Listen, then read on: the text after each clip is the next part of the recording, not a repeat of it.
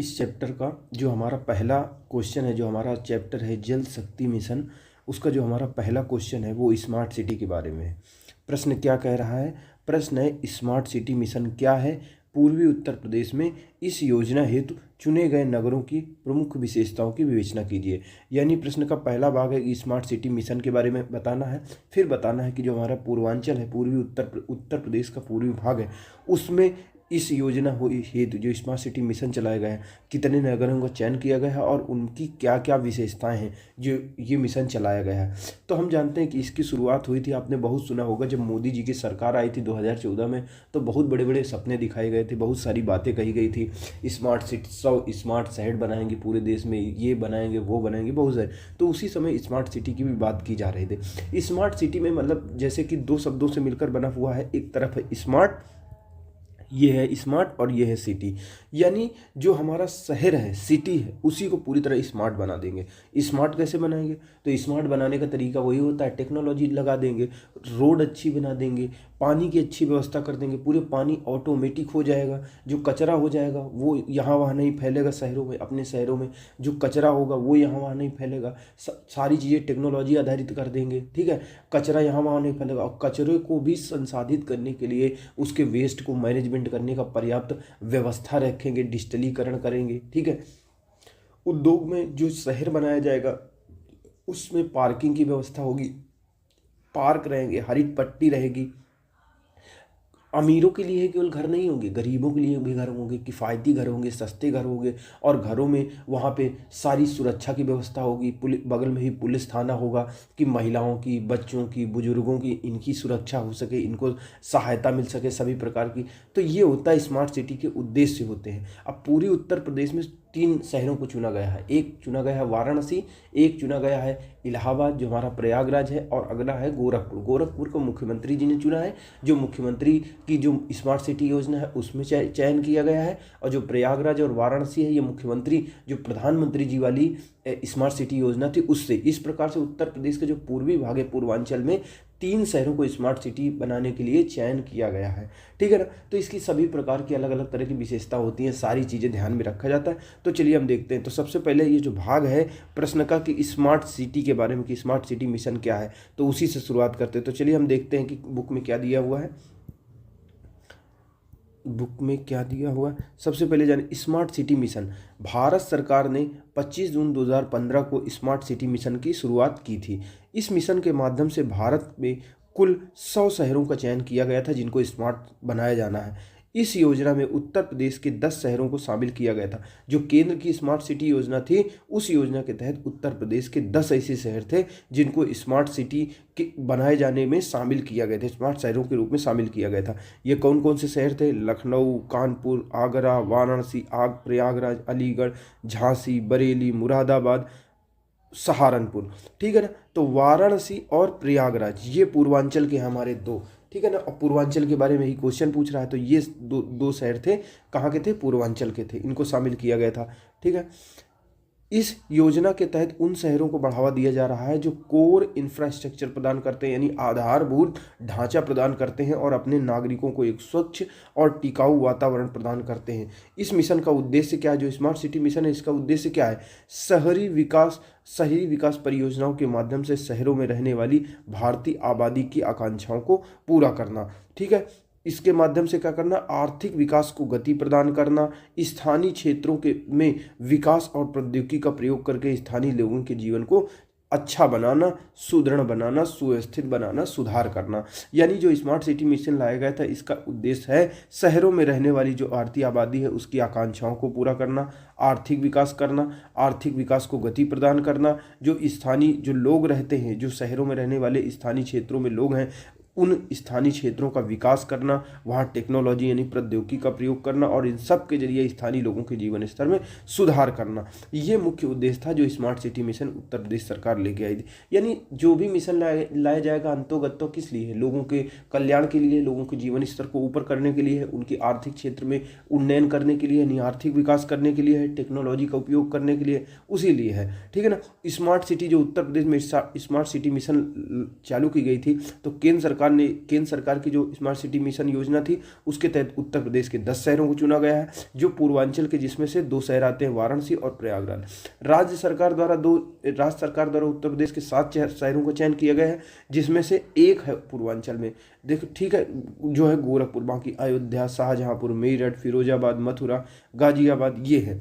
अब अगर बात करें तो केंद्र सरकार द्वारा उत्तर प्रदेश के 10 शहरों को स्मार्ट सिटी के रूप में चयन किया गया है, तो वहीं केंद्र की तरह ही उत्तर प्रदेश सरकार द्वारा उत्तर प्रदेश के 7 शहरों को स्मार्ट सिटी या स्मार्ट शहर के रूप में चयन किया गया है। पूर्वी उत्तर प्रदेश में भारत सरकार ने वाराणसी, प्रयागराज को चयन किया है, तो वहीं उत्तर प्रदेश सरकार द्वारा गोरखपुर को, जो पूर्वांचल का भाग है, गोरखपुर को स्मार्ट शहर के रूप में चयन किया गया। अर्थात पूर्वी उत्तर प्रदेश से 3 शहरों को चिन्हित किया गया है। इस मिशन के बुनियादी ढांचे के निम्न तत्व होते हैं। जो स्मार्ट सिटी मिशन है, अब मूल बात आई कि इस मिशन के बुनियादी ढांचे के मुख्य तत्व निम्नलिखित होते हैं, यानी कोई शहर स्मार्ट तब होगा, स्मार्ट सिटी तभी कहेंगे जब निम्नलिखित बुनियादी ढांचे वाली निम्नलिखित बुनियादी सुविधाएं होंगी वहाँ पे।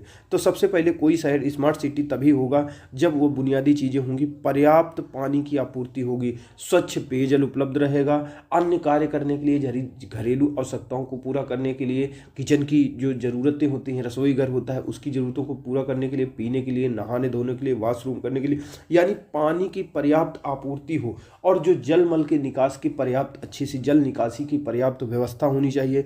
सुनिश्चित बिजली की आपूर्ति हो, यानी 24/7 बिजली मिलती रहे, ठीक है, बिजली में बाधा न हो किसी प्रकार की। तो सबसे पहले चीज़ क्या है कि वहाँ पर क्या मिलता रहे, पानी मिलता रहे, बिजली मिलता रहे।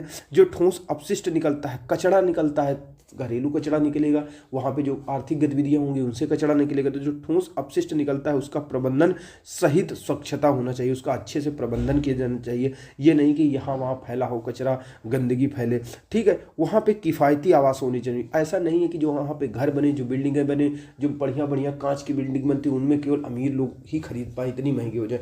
जो गरीब लोग होते हैं वो ऐसा ना हो कि केवल बेचारे रोड के किनारे झोपड़ पत्ती, अगल बगल झुग्गी झोपड़ी बना कर रहे। ऐसा शहर बसाएंगे स्मार्ट सिटी उत्तर प्रदेश सरकार में, उत्तर प्रदेश में या पूरे देश में, कि वहाँ पे जो घर होंगे वो किफ़ायती होंगे। जो विशेष रूप से जो गरीब होंगे, गरीब वर्ग होगा, उनके लिए भी उनको पैसे को, इनके लिए किफ़ायती अफोर्डेबल आवासों का निर्माण उसमें किया जाएगा स्मार्ट सिटी में, यानी विशेष रूप से गरीबों के लिए किफ़ायती आवास होंगे। मजबूत आईटी कनेक्टिविटी होगी, डिजिटलाइजेशन होगा, यानी कहा जा रहा है वहाँ पे इंटरनेट कनेक्टिविटी होगी अच्छी से, पूरा शहर इंटरनेट से जुड़ा होगा, पूरा डिजिटलीकरण होगा, पूरा जैसे पानी है वो भी डिजिटलीकरण तरीके से आएगा, बटन दबाओगे मीटर लग जाएगा। जो आज स्मार्ट मीटर विद्युत में लग रहे हैं, उसी तरह पानी में स्मार्ट मीटर लग जाएंगे, गैस में स्मार्ट मीटर लग जाएंगे। जो एप्लीकेशन, जैसे पुलिस में कोई FIR करना है, वहाँ ऑनलाइन आप एप्लीकेशन पुलिस के पास FIR दर्ज करा सकते हो, सरकार की कोई भी योजना है उसका लाभ ले सकते हो। तो सारी चीज़ें कहने का मतलब है मजबूत आईटी कनेक्टिविटी होगी ऐसे शहरों में जो स्मार्ट शहर होंगे, और वहाँ पे पूर्णतः डिजिटलीकरण होगा, डिजिटलाइजेशन होगा। वहाँ सतत पर्यावरण को ध्यान में रखा जाएगा, यानी जो भी चीज़ें बनाई जाएंगी वो पर्यावरण को नुकसान करने वाली नहीं होंगी। हरित पट्टी का विकास किया जाएगा, ठीक है ना, ये सारी चीज़ें किया जाएगा। नागरिकों, विशेष रूप से जो महिला, बच्चे, बुजुर्ग होते हैं, जो संवेदनशील वर्ग होते हैं, उनकी सुरक्षा को ध्यान में रखा जाएगा। कानून और व्यवस्था अच्छी होगी, स्वास्थ्य और शिक्षा की पर्याप्त व्यवस्था रहेगी।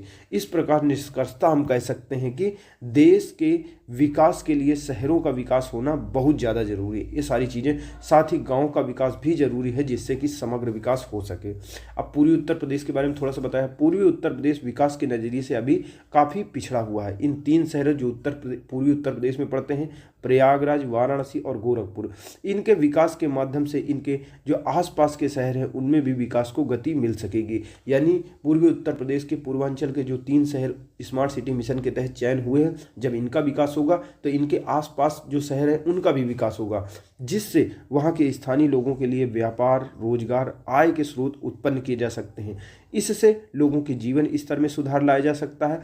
इसी को ध्यान में रखते हुए केंद्र की सरकार ने प्रत्येक राज्य, संघ राज्य क्षेत्रों से कम एक शहर को विकास के रूप में चयन किया है। यानी केंद्र की सरकार ने इसी चीज़ को ध्यान रखते हुए कि कोई शहर स्मार्ट शहर होगा तो वो तो विकसित होगा ही होगा, उसके आसपास के शहर भी विकसित होंगे, लोगों का जीवन स्तर अच्छा होगा, ठीक है, कनेक्टिविटी अच्छी होगी, आर्थिक गतिविधियों का विकास होगा। तो केंद्र सरकार ने जितने भी देश के राज्य हैं, के संघ राज्य क्षेत्र हैं, उनमें कम से कम एक शहर का स्मार्ट सिटी, एक शहर को स्मार्ट सिटी के रूप में विकसित करने के लिए चयन किया है। इसी परिप्रेक्ष्य में प्रधानमंत्री जी ने मेरा शहर मेरा सपना नाम का स्लोगन दिया था, नारा दिया था। तो इस चैप्टर का हमारा दूसरा नंबर क्वेश्चन है, वो कैच द रेन प्रोग्राम के बारे में है। तो प्रश्न क्या कहता है, जल शक्ति अभियान कैच द रेन क्या है, इसकी प्रमुख विशेषताएं बताइए।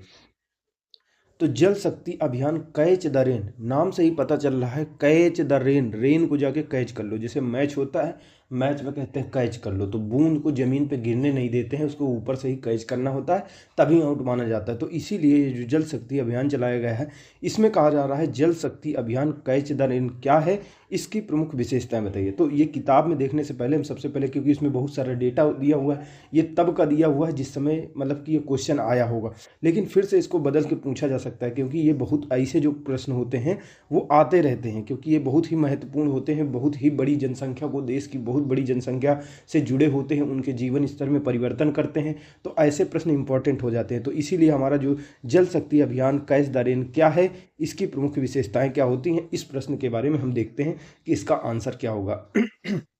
तो चलिए, जो हमने इसके पॉइंट तैयार कर दिए हैं पहले वो देख लेते हैं।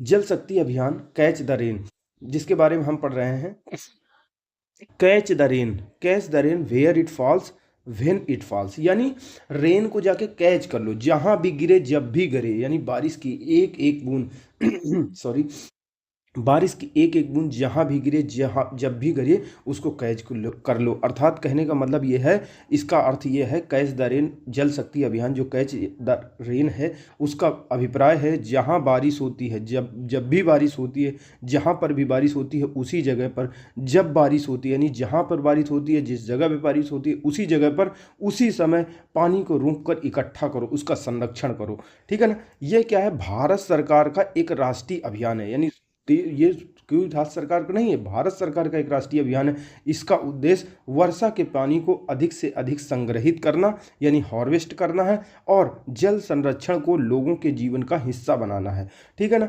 तो इसका मुख्य उद्देश्य क्या है कि जो वर्षा का पानी इतना ज़्यादा बरसता है, उसको संग्रहित करना है, उसको अलग अलग तरीके से संचय करना है। जैसे छत का पानी है तो उसमें कोई सिस्टम लगा करके उसको संग्रहित कर लो, टैंकों में इकट्ठा कर लो, तालाबों में इकट्ठा कर लो, फिर कोई सिस्टम बना के ज़मीन के अंदर जो ग्राउंड लेवल हमारा वाटर होता है, भूमिगत जल होता है, उसको रिचार्ज करने का काम लाओ। तो किसी तरीके से ये करना, और ये जो संरक्षण कर रहे हो, जल को बचा रहे हैं, रीयूज कर रहे हैं, ठीक है, फिल्टर कर रहे हैं फिर से, तो वो जो परंपरा होती है, ठीक है, जल संरक्षण की, लोगों के जीवन को हिस्सा बनाना। पहली चीज़ ये क्या है, इसका उद्देश्य भारत सरकार का राष्ट्रीय अभियान है जल शक्ति अभियान कैच द रेन। जो जल शक्ति अभियान कैच द रेन है, भारत सरकार का राष्ट्रीय अभियान है। इसका उद्देश्य है वर्षा के पानी को अधिक से अधिक संग्रहित करना, यानी उसको बचाना, संग्रहित करना, और जल संरक्षण को लोगों के जीवन का हिस्सा बनाना, उनको जागरूक करना कि वो जल को संरक्षण करें। इसका अर्थ है जहां बारिश हो, जब बारिश हो, उसी समय पानी को रोककर इकट्ठा करो, उसका संरक्षण करो।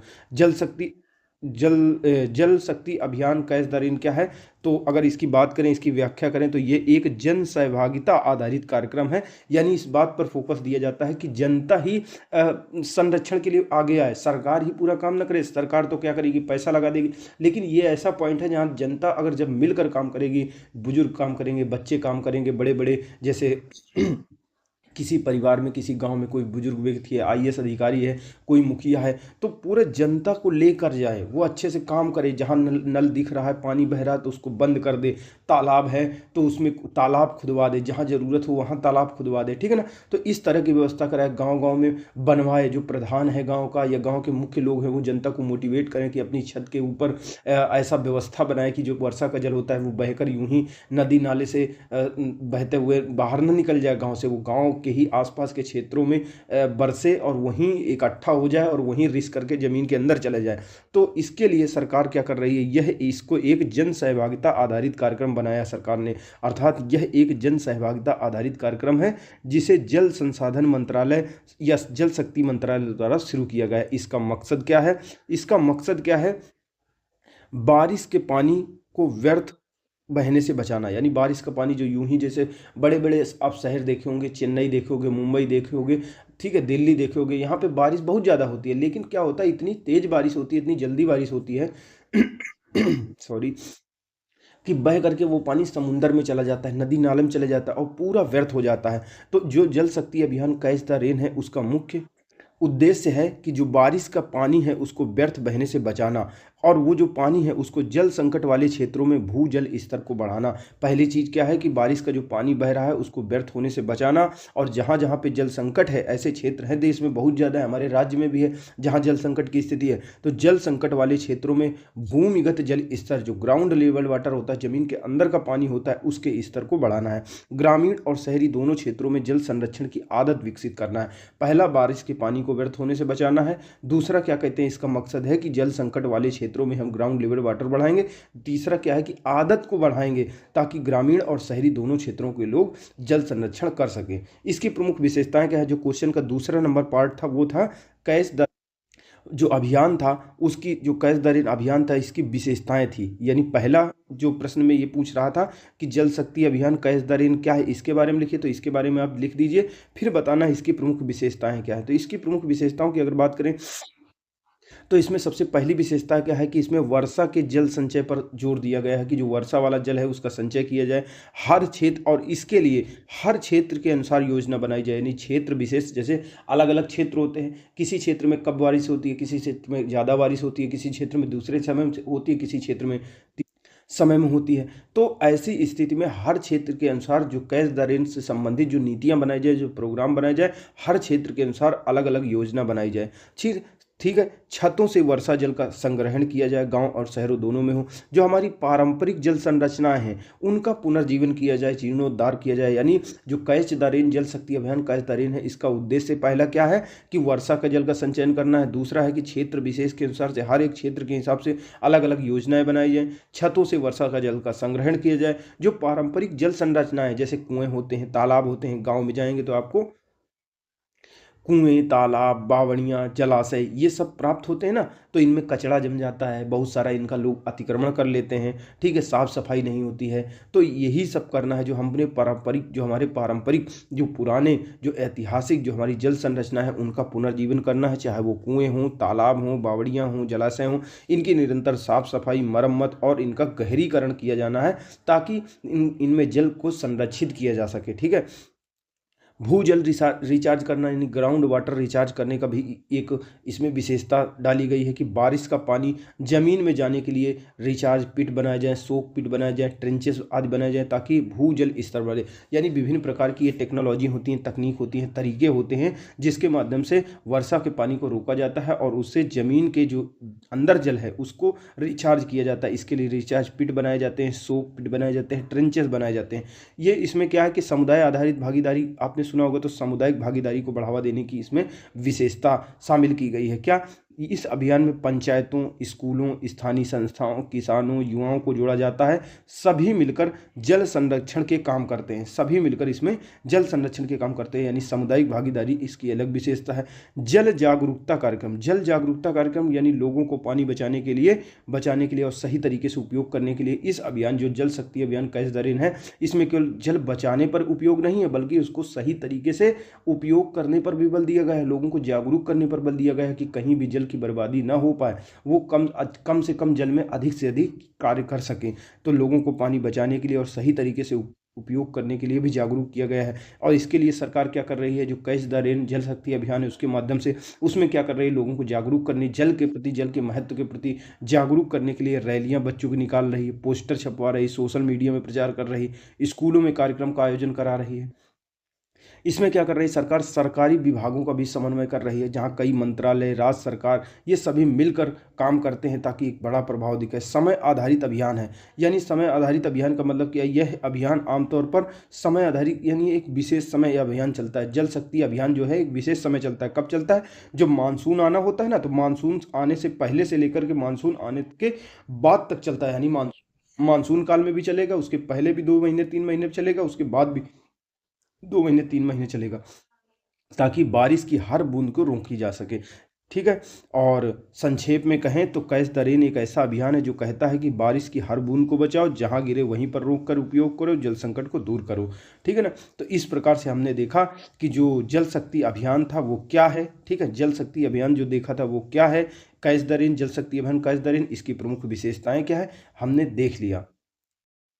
चलिए हम देख लेते हैं कि इस किताब में क्या दिया हुआ है। जल शक्ति अभियान कैच द रेन क्या है, इसकी प्रमुख विशेषताएं क्या है। तो किताब में क्या दिया हुआ है, भारत सरकार द्वारा देश में बढ़ते जल संकट को देखते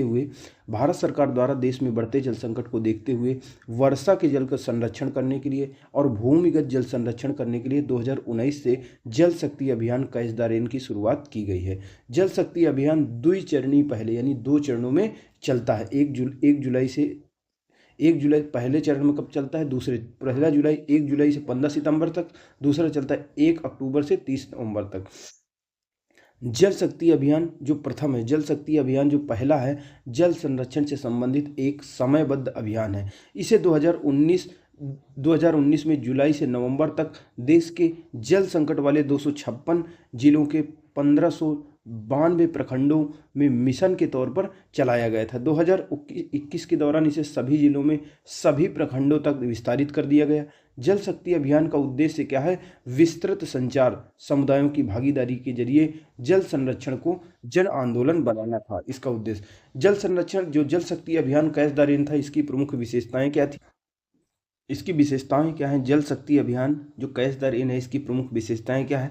तो इसमें सबसे बड़ी बात यह है कि इसमें जल संरक्षण पर बल दिया गया है। जो जल यहाँ वहाँ बह रहा है, जैसे नल से जल निकल रहा है, कुएं से जल निकाल कर ट्यूबवेल से ऐसे सिंचाई कर रहे हैं, बर्बाद कर रहे हैं, तो जल संरक्षण को बढ़ावा दिया जाना। जो घरों में यूज होता है उसका बहुत ज़्यादा बर्बादी ना हो, जो कोलगेट मंजन करते समय लोग नल को चलाए न रहें, तो इसी प्रकार के जल संरक्षण को बचाने के लिए, बढ़ाने के लिए कार्यक्रम चलाया गया था। और इसमें मुख्य फोकस किया गया था जल संरक्षण और वर्षा के जल के संचयन के लिए, पारंपरिक और अन्य जलाशयों का जीर्णोद्धार करने के लिए। जैसे हमारे पास पारंपरिक रूप से तालाब हैं, कुएं हैं, बावड़ी हैं, कुछ ऐसी चीज़ें हैं, उनका जीर्णोद्धार करना है, उनका सुधार करना है, उनकी मरम्मत करनी है, उनका गहरीकरण करना है, ये सारी चीज़ें करना है। पानी के पुनर्उपयोग और संरचनाओं के पुनर्भरण करना, ये भी एक विशेषता थी जल शक्ति अभियान की, कि जैसे किचन का पानी है या नहाने धोने का पानी है, तो उनका पुनर्उपयोग करना। जैसे नहाने धोने का पानी होता है, वो पेड़ पौधों को दे दें, पेड़ पौधों में लगा दें, क्योंकि यूज हो जाएगा कि नहीं यूज हो जाएगा, उसका रिसाइकिल करें, किसी तरीके से साफ करके उसको फिर से कई कामों में ले आ सकते हैं। जैसे मतलब बहुत सारे कामों में लाया जा सकता है इस प्रकार से। सघन वनीकरण करना, जैसे जो जल वाले क्षेत्र हैं, तालाब हैं, कुएं हैं, बावड़ी हैं, नदी हैं, तो वहाँ नहर हैं, जैसे सरकार ने कोई बनाया है, कोई जलाशय, कोई चेक डैम बनाया है, तो वहाँ पे वन लगा देगा, तो उसका संरक्षण रहेगा, नमी बनी रहेगी। सभी जलाशयों की गणना करना और जियो टैगिंग करना, ये प्रमुख विशेषता था कि जितने भी जलाशय होंगे, कुएं होंगे, तो उनका गणना की जाएगी कि कितने हैं हमारे प्रदेश में, उनकी जियो टैगिंग की जाएगी। सभी जिलों में जल शक्ति केंद्रों का गठन करने की भी बात कही गई थी इस अभियान में। जल शक्ति अभियान में क्या कौन होगा, जल शक्ति अभियान एक ऐसा केंद्र होगा, यानी प्रत्येक जिले में जल शक्ति केंद्र स्थापित किया जाएगा। जल शक्ति अभियान में एक टीम होगी, टीम टेक्नोलॉजी प्रदान करेगी। अगर कोई आता है गांव से या कहीं से आता है, कहता है हमको जल संरक्षण के बारे में सीखना है, अपने गांव में जल संरक्षण चीज़ों को लागू करना है, तो वो टीम उनको टेक्नोलॉजी वाला सपोर्ट देगी, तकनीक के बारे में बताएगी, उनको जागरूक करेगी, नए नए विधियों के बारे में बताएगी कि इस तरह से आप अपने गाँव में जल संरक्षण को बढ़ावा दे सकते हैं। ठीक है, उनकी सहायता करेगी, सभी तरीके से उनकी सहायता करेगी। जागरूकता का विकास करना, ये भी इसका मुख्य उद्देश्य है। जल विभाग का विभाजन का विकास करना, ये भी जल शक्ति अभियान का प्रमुख विकास मतलब कि पॉइंट है, विशेषता है। ठीक है ना। इस तरह जल शक्ति अभियान के अभी तक 3 संस्करण आयोजित किए जा चुके हैं। पहला 2019 में, दूसरा 21 में, तीसरा 2022 में आयोजित किया गया था। जल शक्ति अभियान 2022 देश के सभी जिलों के ग्रामीण एवं शहरी क्षेत्रों में, ठीक है, 29 मार्च 2022 से लेकर 30 नवंबर 2022 तक चलाया गया था।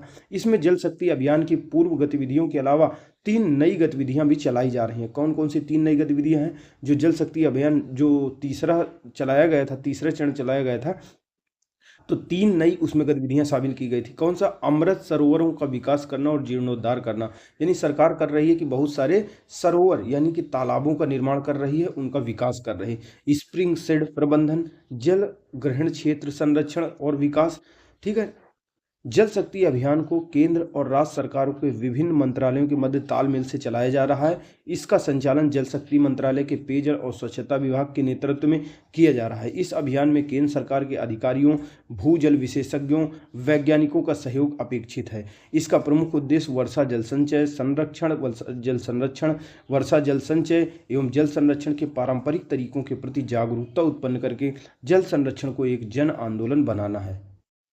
जो अगला हमारा तीसरा नंबर क्वेश्चन है वो नल से जल कार्यक्रम के बारे में है। नल से जल कार्यक्रम के बारे में विस्तृत चर्चा कीजिए।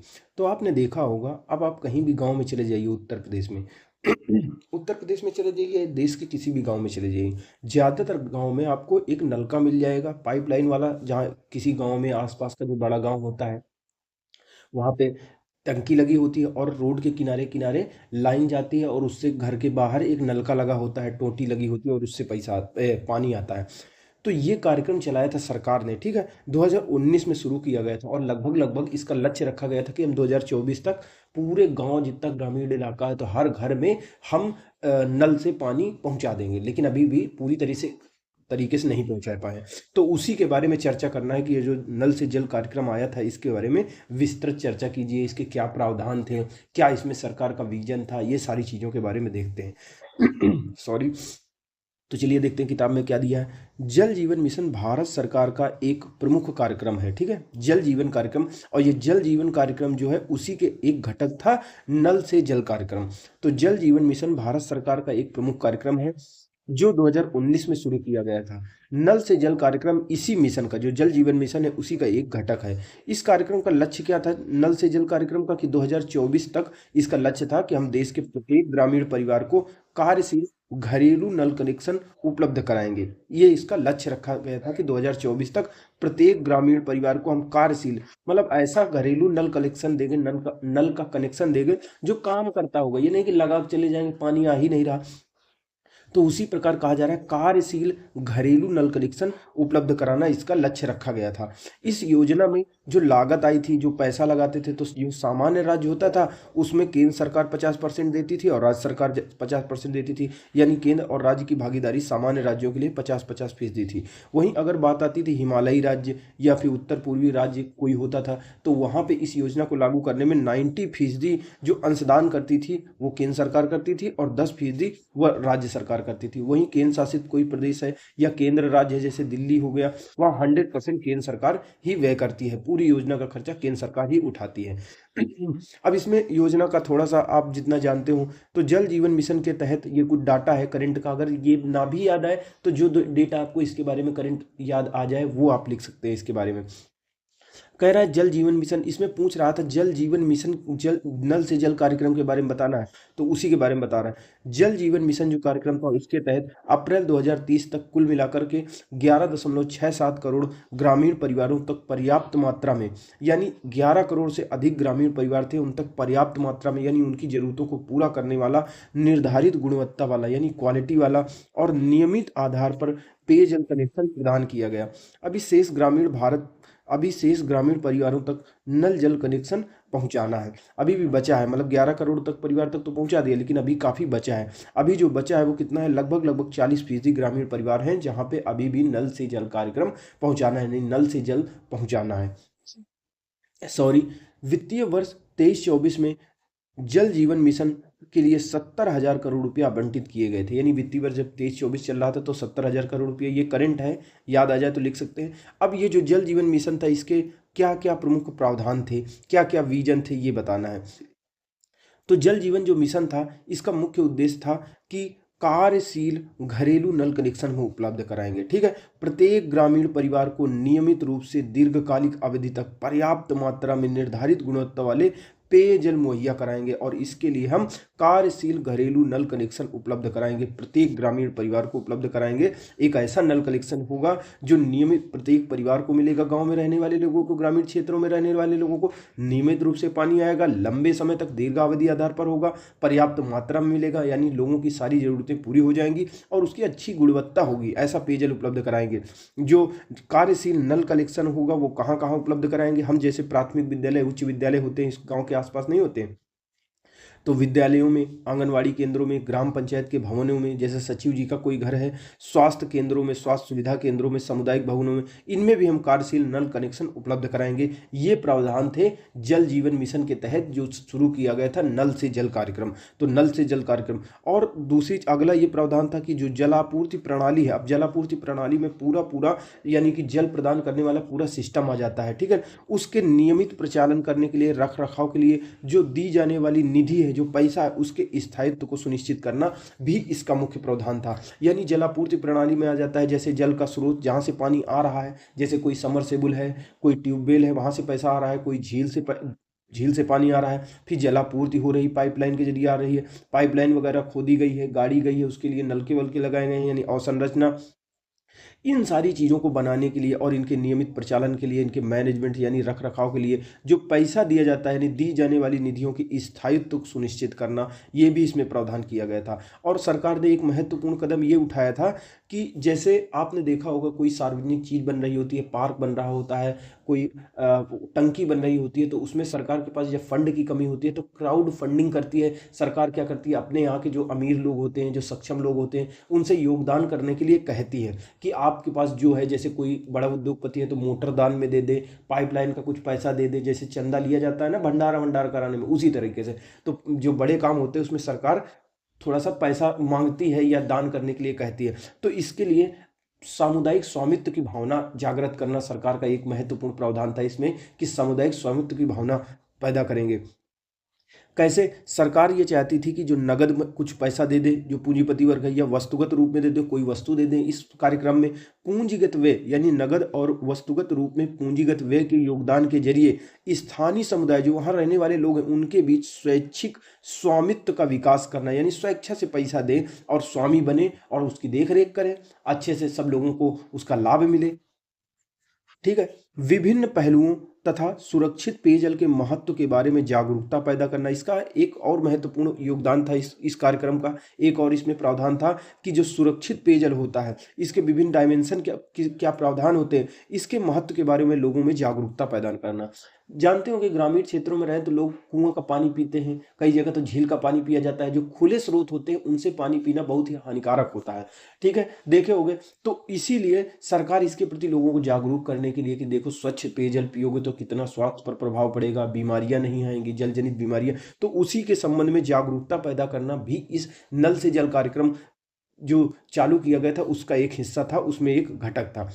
हितधारकों को इस तरह से शामिल करना कि जल प्रबंधन प्रत्येक व्यक्ति का सरोकार बन सके, यानी जितने भी हितधारक हैं, चाहे पानी प्रदान करने वाला हो, चाहे पानी उपयोग करने वाला हो, चाहे सरकार हो, चाहे निजी क्षेत्र हो, सारे के सारे हितधारकों को इस प्रकार से आपस में शामिल करना, इस तरह से जोड़ना कि जल प्रबंधन प्रत्येक व्यक्ति का सरोकार बन सके, यानी प्रत्येक व्यक्ति उसमें शामिल हो प्रबंधन करने में। सरकार ने और क्या किया है, योजनाओं के दीर्घावधि प्रचालन के लिए लंबे समय तक ये जो नल से जल कार्यक्रम है वो चलता रहा, हमेशा के लिए चलता रहे, इसका मैनेजमेंट अर्थात रख रखाव होता रहे।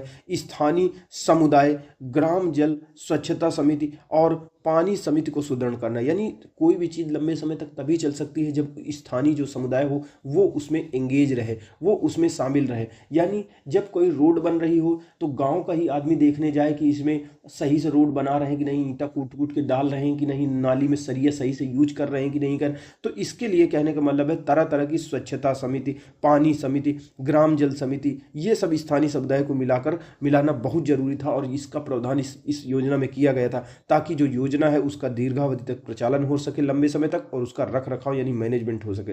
यानी योजनाओं के दीर्घावधि प्रचालन और रख रखाव के लिए स्थानीय समुदाय जो होता है उसको मिला करके उसके द्वारा ग्राम जल समिति, स्वच्छता समिति, पानी समिति को सुदृढ़ करना, इनको तैयार करना। अब ये रिपोर्ट ये थी, ये क्यों आया था, ये जो जल जीवन मिशन या नल से जल कार्यक्रम क्यों लाया गया था, क्योंकि नीति आयोग की एक रिपोर्ट थी, नीति आयोग द्वारा जारी समग्र जल प्रबंधन सूचकांक 2.0 जो 2018 रिपोर्ट आई थी, उसमें ये कहा गया था कि वर्तमान में जो जल का उपयोग है बहुत अधिक एवं अनुचित तरीके से किया जा रहा है। यानी लोग जो जल का उपयोग करते हैं बहुत ज़्यादा कर देते हैं। जैसे खेती में सिंचाई करने कहेंगे तो पानी बहा जा रहा है, बहे जा रहा है, रोज रोज पता चले घर के सामने समरसेबुल घर में लगा है तो रोडें धो चलाए दे रहे हैं, तो ये सब यानी वर्तमान में जो जल नीति आयोग ने कहा है कि वर्तमान में जो लोग, जो हमारे देश के नागरिक हैं, वो जो जल का उपयोग कर रहे हैं बहुत ज़्यादा कर रहे हैं, अनावश्यक रूप से, अनुचित रूप से कर रहे हैं। नीति आयोग के अनुसार कहा जा रहा है कि सिंचाई के क्षेत्र में जितना जल प्रयुक्त होता है उसकी दक्षता मात्र 30 से 38% है। यानी अगर 100 लीटर अगर पानी सिंचाई के लिए यूज होता है तो मात्र 30 से 38% ही है जो उसको वास्तविक में ज़रूरत है या उतना यूज हो पाता है, बाकी पूरा का पूरा बर्बाद हो जाता है। उसी तरह शहरी क्षेत्रों में जो पीने योग्य जल होता है, जो स्वच्छता के लिए जल की आपूर्ति होती है, उसका 40 से 45% तक बर्बाद हो जाता है। जबकि दूसरी तरफ हमारे जो गांव हैं, गांव को बहुत कम मात्रा में पानी मिलता है। इसलिए जल शक्ति मंत्रालय द्वारा शुरू की गई नल जल योजना या नल से जल कार्यक्रम योजना, हर घर जल योजना जिसको कहते हैं, देश के ग्रामीण क्षेत्र में 19.43 करोड़ परिवारों को शुद्ध पेयजल उपलब्ध कराने की दिशा में प्रयासरत है। यानी जो नल से जल कार्यक्रम योजना है, जो हम देखते हैं खेती किसानी में कितना ज़्यादा सिंचाई में पानी बर्बाद हो जाता है, जो शहरों में कितना ज़्यादा लोग पानी बर्बाद करते हैं, गाँव में रहने वाले लोगों को पीने का पानी, उनके नित्य कर्म शौचालय के लिए पानी नहीं मिलता, तो उसी को देना इसका मुख्य उद्देश्य था। तो चलिए हम अपना चौथा क्वेश्चन चालू करते हैं, जो है जल संरक्षण क्या है, जल संरक्षण में जल शक्ति अभियान की उपयोगिता बताइए। तो हम समझते हैं जल संरक्षण क्या है, यानी जल को संरक्षण करना क्या है, और जल संरक्षण में जो सरकार ने जल शक्ति अभियान शुरू किया है वो किस तरह से उपयोगी है, ये है प्रश्न का सार।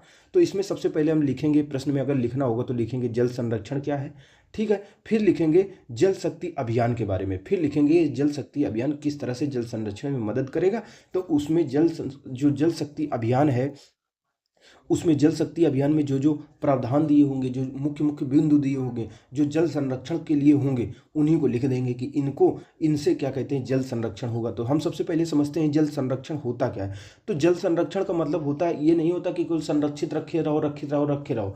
जल संरक्षण का मतलब होता है जल को बचाना, उसको रीयूज करना, कम से कम उपयोग करना, उसको बेकार बर्बाद नहीं करना, ठीक है, उसका रीयूज करना, रिसाइकिल करना, यानी और उसका प्रयोग करना, वर्षा के जल का संरक्षण करना, तालाबों के जल का संरक्षण करना, जहाँ जहाँ पे हमारी वाटर बॉडीज़ हैं, जहाँ जहाँ पे जल निकाय हैं, उनका संरक्षण करना, उनके जल का उपयोग करना। केवल संरक्षण करना नहीं, जल के उपयोग भी करना, और उपयोग इस तरह से करना कि बार बार उसको रीयूज करना, उसका ट्रीटमेंट करना, ठीक है, रीयूज करना, ये सब शामिल होते हैं जल संरक्षण में, ताकि जो जल की पूर्ति है वो लंबे समय तक होती रहे, सतत रूप से होती रहे। इसको कहते हैं जल संरक्षण, ठीक है ना। तो देखते हैं उत्तर में हमारे क्या दिया हुआ है।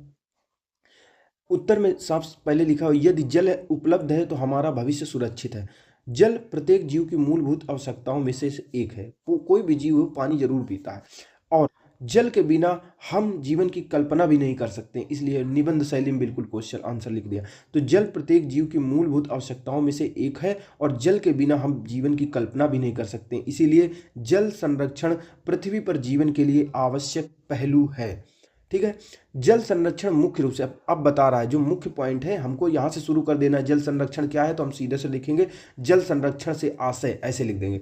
तो जल संरक्षण मुख्य रूप से जल और इसके संसाधनों के उपयोग, ठीक है, उपयोग, इसकी रक्षा करने से, जल संरक्षण जो जल संसाधन है इनकी उपयोग करने से, इनकी रक्षा करने से, संरक्षण करने और नियंत्रण करने को संदर्भित करता है। यानी केवल कुल रक्षा, संरक्षण और नियंत्रण को नहीं संदर्भित करता है, बल्कि उसके युक्तियुक्त और विवेकपूर्ण तरीके से उपयोग को भी संदर्भित करता है, ठीक है। ये होता है जल संरक्षण से आशय, ठीक है। यानी जल संरक्षण से आशय मुख्य रूप से जल और इसके संसाधनों के उपयोग करना, उनका रक्षा करना, संरक्षण करना और नियंत्रण आदि को संदर्भित करता है। जल संरक्षण क्या है, ताजे पानी का प्रबंधन है। जो ताज़ा पानी, जो मीठा पानी होता है उसका प्रबंधन है। अपव्यय यानी जो बर्बादी होती है उसको कम करना है।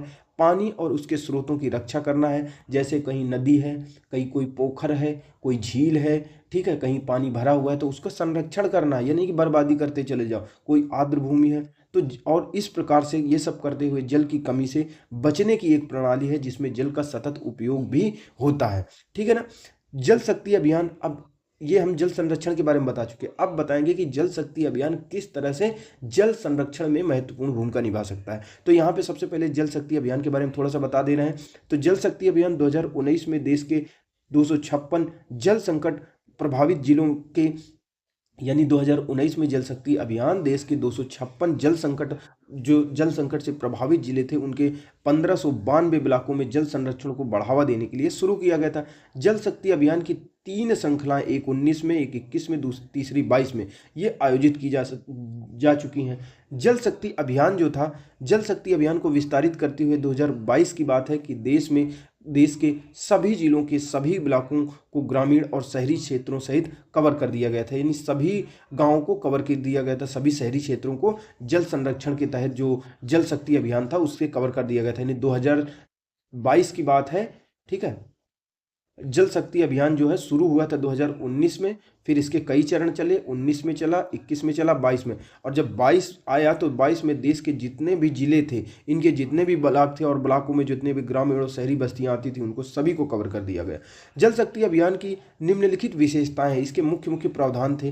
क्या प्रावधान थे? जल शक्ति अभियान में क्या किया जाता था? वर्षा जल का संरक्षण किया जाता था, उसका संचय किया जाता था, उसका संरक्षण किया जाता था। जितने भी जल निकाय थे उनकी सूची बनाई जाती थी। हमारे यहाँ पे कितनी झील हैं, कितने पोखर हैं, कितनी नदियाँ बह रही हैं, कितनी नहर, जितनी भी जल निकाय हैं, वाटर बॉडीज हैं, उनकी सूची बनाना, उनकी गणना करना, उनकी जियो टैगिंग करना और उनके संरक्षण के लिए वैज्ञानिक योजनाओं की तैयारी करना, ये सभी चीज़ें शामिल थी। इसमें क्या किया जाता था? इस जल शक्ति अभियान के तहत क्या किया जाता है? सघन वनीकरण पर बल दिया जाता है। ज़्यादा से ज़्यादा वन लगाए जाते हैं और ज़्यादातर जो वन लगाए जाते हैं इस योजना के तहत, जो वाटर बॉडीज़ होती हैं, जो जल निकाय होते हैं, उसी के आसपास लगाए जाते हैं ताकि जल का संरक्षण अच्छी तरीके से किया जा सके। सभी जिलों में जितने भी जिले हैं उनमें जल शक्ति केंद्रों की स्थापना करने का भी प्रावधान किया गया था इसके अंतर्गत। अब ये जल शक्ति केंद्र क्या थे? जैसे जिला है, अब जिले में जल शक्ति केंद्र, वहाँ पे एक टीम होगी। ये टीम जल संरक्षण में, ठीक है, जल के युक्त उपयोग में जल का संरक्षण कैसे करना है उसमें माहिर होगी। इसके पास टेक्निकल क्या कहते हैं विंग होगी, इसके पास सारे चीज़ें होंगी, इसके पास आइडिया होगा, इसमें विशेषज्ञ होंगे, ठीक है, ये सारे। अब गांव का कोई व्यक्ति होगा, वो आएगा, कहेगा, हमारे जैसे प्रधान है, सचिव हैं, वो आएंगे कि हमको सीखना है कैसे संरक्षण करें अपने जो गाँव है, अपना ब्लॉक है, अपना, ठीक है, वहाँ की कैसे जल की जो कमी है उसको दूर करेंगे। तो ये लोग उसको पूरी टेक्निकल सहायता देंगे, वित्तीय सहायता देने में मदद करेंगे, सहायता करेंगे, पूरा वहाँ जाके सिखाएंगे। तो वो होते हैं जल शक्ति केंद्र। उनकी भी स्थापना प्रत्येक जिले में सरकार ने की है जल शक्ति अभियान के तहत। इसके साथ साथ जागरूकता का सृजन करना भी इसका जल शक्ति अभियान का महत्वपूर्ण पहलू है, महत्वपूर्ण प्रावधान था। जागरूकता पैदा करना क्या है कि साफ पानी से क्या होता है, पीने से क्या होगा, तुमको लाभ क्या होगा, खेतों के लिए कितना जरूरी है, कैसे पानी बचाओगे तो कितना लाभ होगा तुमको, ठीक है। ये सारी चीज़ों के बारे में जनता को जागरूक बनाना भी इस अभियान का मुख्य उद्देश्य था, ठीक है ना। इस तरह से आगे कहेंगे कि जल शक्ति अभियान का उद्देश्य मनरेगा और ग्रामीण विकास मंत्रालय के एकीकृत जल संरक्षण प्रबंधन कार्यक्रम के साथ साथ जल शक्ति मंत्रालय द्वारा संचालित मौजूदा जल पुनर्भरण और वनीकरण योजनाओं के तहत जल संचयन, संरक्षण और पुनर्भरण गतिविधियों में तेजी लाना है, ठीक है ना। जल शक्ति अभियान एक समयबद्ध मिशन मोड वाला अभियान है यानी जल शक्ति अभियान के तहत एक टाइम ड्यूरेशन सेट की गई है कि इतने समय में ये काम कर लिया जाएगा। जल शक्ति अभियान एक समयबद्ध मिशन मोड वाला, यानी जल शक्ति अभियान एक समयबद्ध मिशन मोड वाला अभियान है। इसके तहत वर्षा के जल का संचयन करना, ठीक है ना, संभरण करना, किस प्रकार से भूमिगत जल को भरना है, जल निकायों को पुनर्जीवन प्रदान करना है, जैसे कोई तालाब है, पोखर है, बावड़ी है, कुआं है, उनको कैसे पुनर्जीवन प्रदान करना है, कैसे उनके अंदर की जो सिल्ट जमा हो गई, मिट्टी जमा हो गई, गंदगी हो गई, उसको निकालना है, फिर उसमें कैसे पानी को संरक्षित करना है, बोरवेल रिचार्ज कैसे करना है, ठीक है, ढांचों का पुनः नवीनीकरण करना है। ये सारी चीजें जल शक्ति अभियान में निश्चित की जाती हैं, ठीक है ना। इसके साथ ही व्यापक सघन वनीकरण पर भी जोर दिया जाता है। यानी जल शक्ति अभियान है, इसमें क्या क्या किया जाता है जल शक्ति अभियान के तहत क्या क्या किया जाता है? क्या सबसे पहली चीज़ ये समयबद्ध मिशन मोड वाला अभियान है कि एक निश्चित समय में चीज़ें पूरी करनी है। और इस अभियान के तहत वर्षा के जल को संचय किया जाता है, उसको भर लिया जाता है, संभरण किया जाता है। जितने भी वाटर बॉडीज़ होती हैं उनको पुनर्जीवन प्रदान किया जाता है। बोरवेल जो होते हैं, ट्यूबवेल वगैरह होते हैं, उनको रिचार्ज किया जाता है, क्योंकि आजकल ट्यूबवेल देखो ज़्यादातर सूख चुके हैं, तो उनको रिचार्ज करने का काम किया जाता है। जितने भी ढांचे होते हैं वाटर बॉडीज से संबंधित, उनका नवीकरण किया जाता है, उनका जीर्णोद्धार किया जाता है, ठीक है। इसके साथ ही व्यापक सघन वनीकरण पर जोर दिया जाता है। जितने भी वाटर बॉडीज होती हैं खास करके उन्हीं के आसपास सघन वनीकरण को बल दिया जाता है कि जल संरक्षण को प्रभावी किया जा सके। इस प्रकार से अगर देखें हम तो जल शक्ति अभियान अर्थात कैच द रेन जल संरक्षण के क्षेत्र में शुरू की गई एक महत्वाकांक्षी पहल है। जो जल शक्ति अभियान है, जिसको कैच द रेन भी कहते हैं, जल संरक्षण के क्षेत्र में शुरू की गई बहुत ही महत्वाकांक्षी पहल है। इसके माध्यम से विश्व की लगभग 18% विशाल आबादी, यानी हमारे देश में विश्व की 17-18% तो जनसंख्या रहती है, तो इसके माध्यम से विश्व की 18% विशाल आबादी और उसके साथ साथ जो यहाँ रहने वाले पशु आबादी, उसके लिए भी पेयजल की उपलब्धता को सुनिश्चित करने की सुविधा होगी।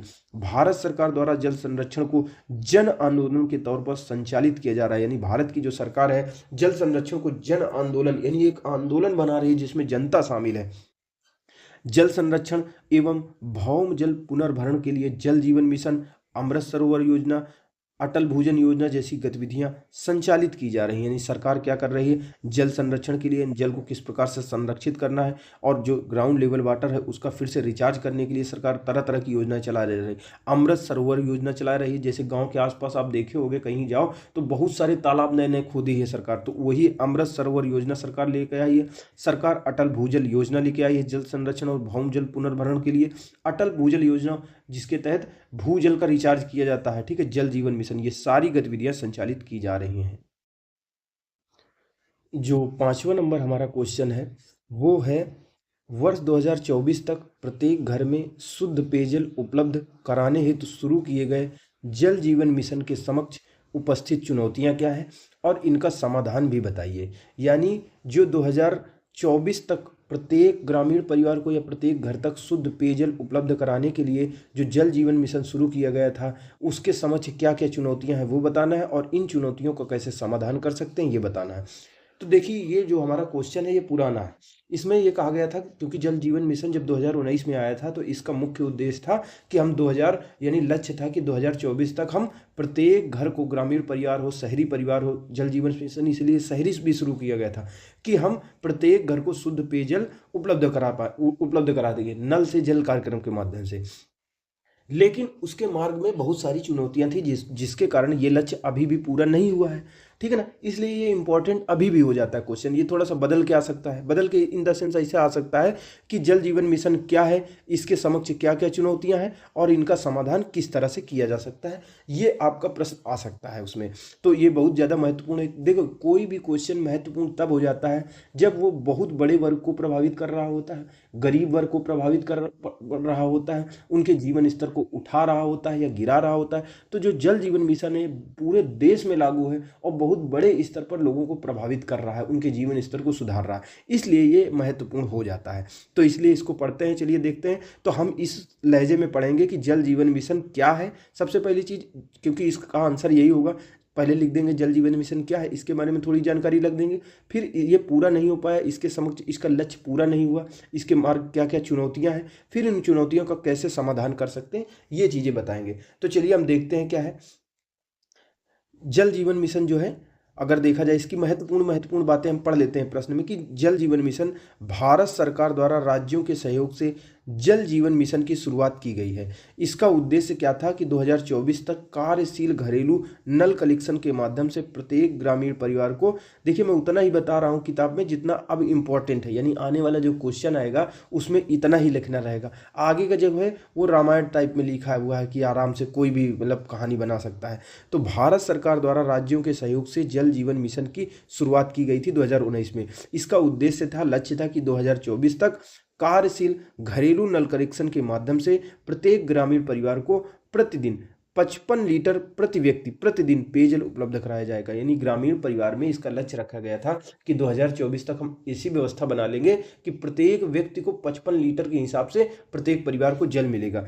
इस योजना की कुल लागत बताई गई थी। इस योजना की कुल लागत अनुमानित की गई थी कितना, 3.60 करोड़ रुपया, ठीक है, 3.60 लाख करोड़ रुपए, जिसमें केंद्र का कितना बनता था हिस्सेदारी, 2.08 लाख करोड़ रुपया बनता था।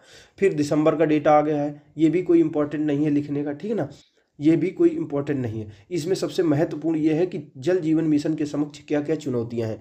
तो जल जीवन मिशन के समक्ष क्या क्या चुनौतियां हैं, फिर इन चुनौतियों को कैसे समाधान कर सकते हैं, इस मिशन को कैसे सफल बना सकते हैं, उसके संबंध में सुझाव देना है।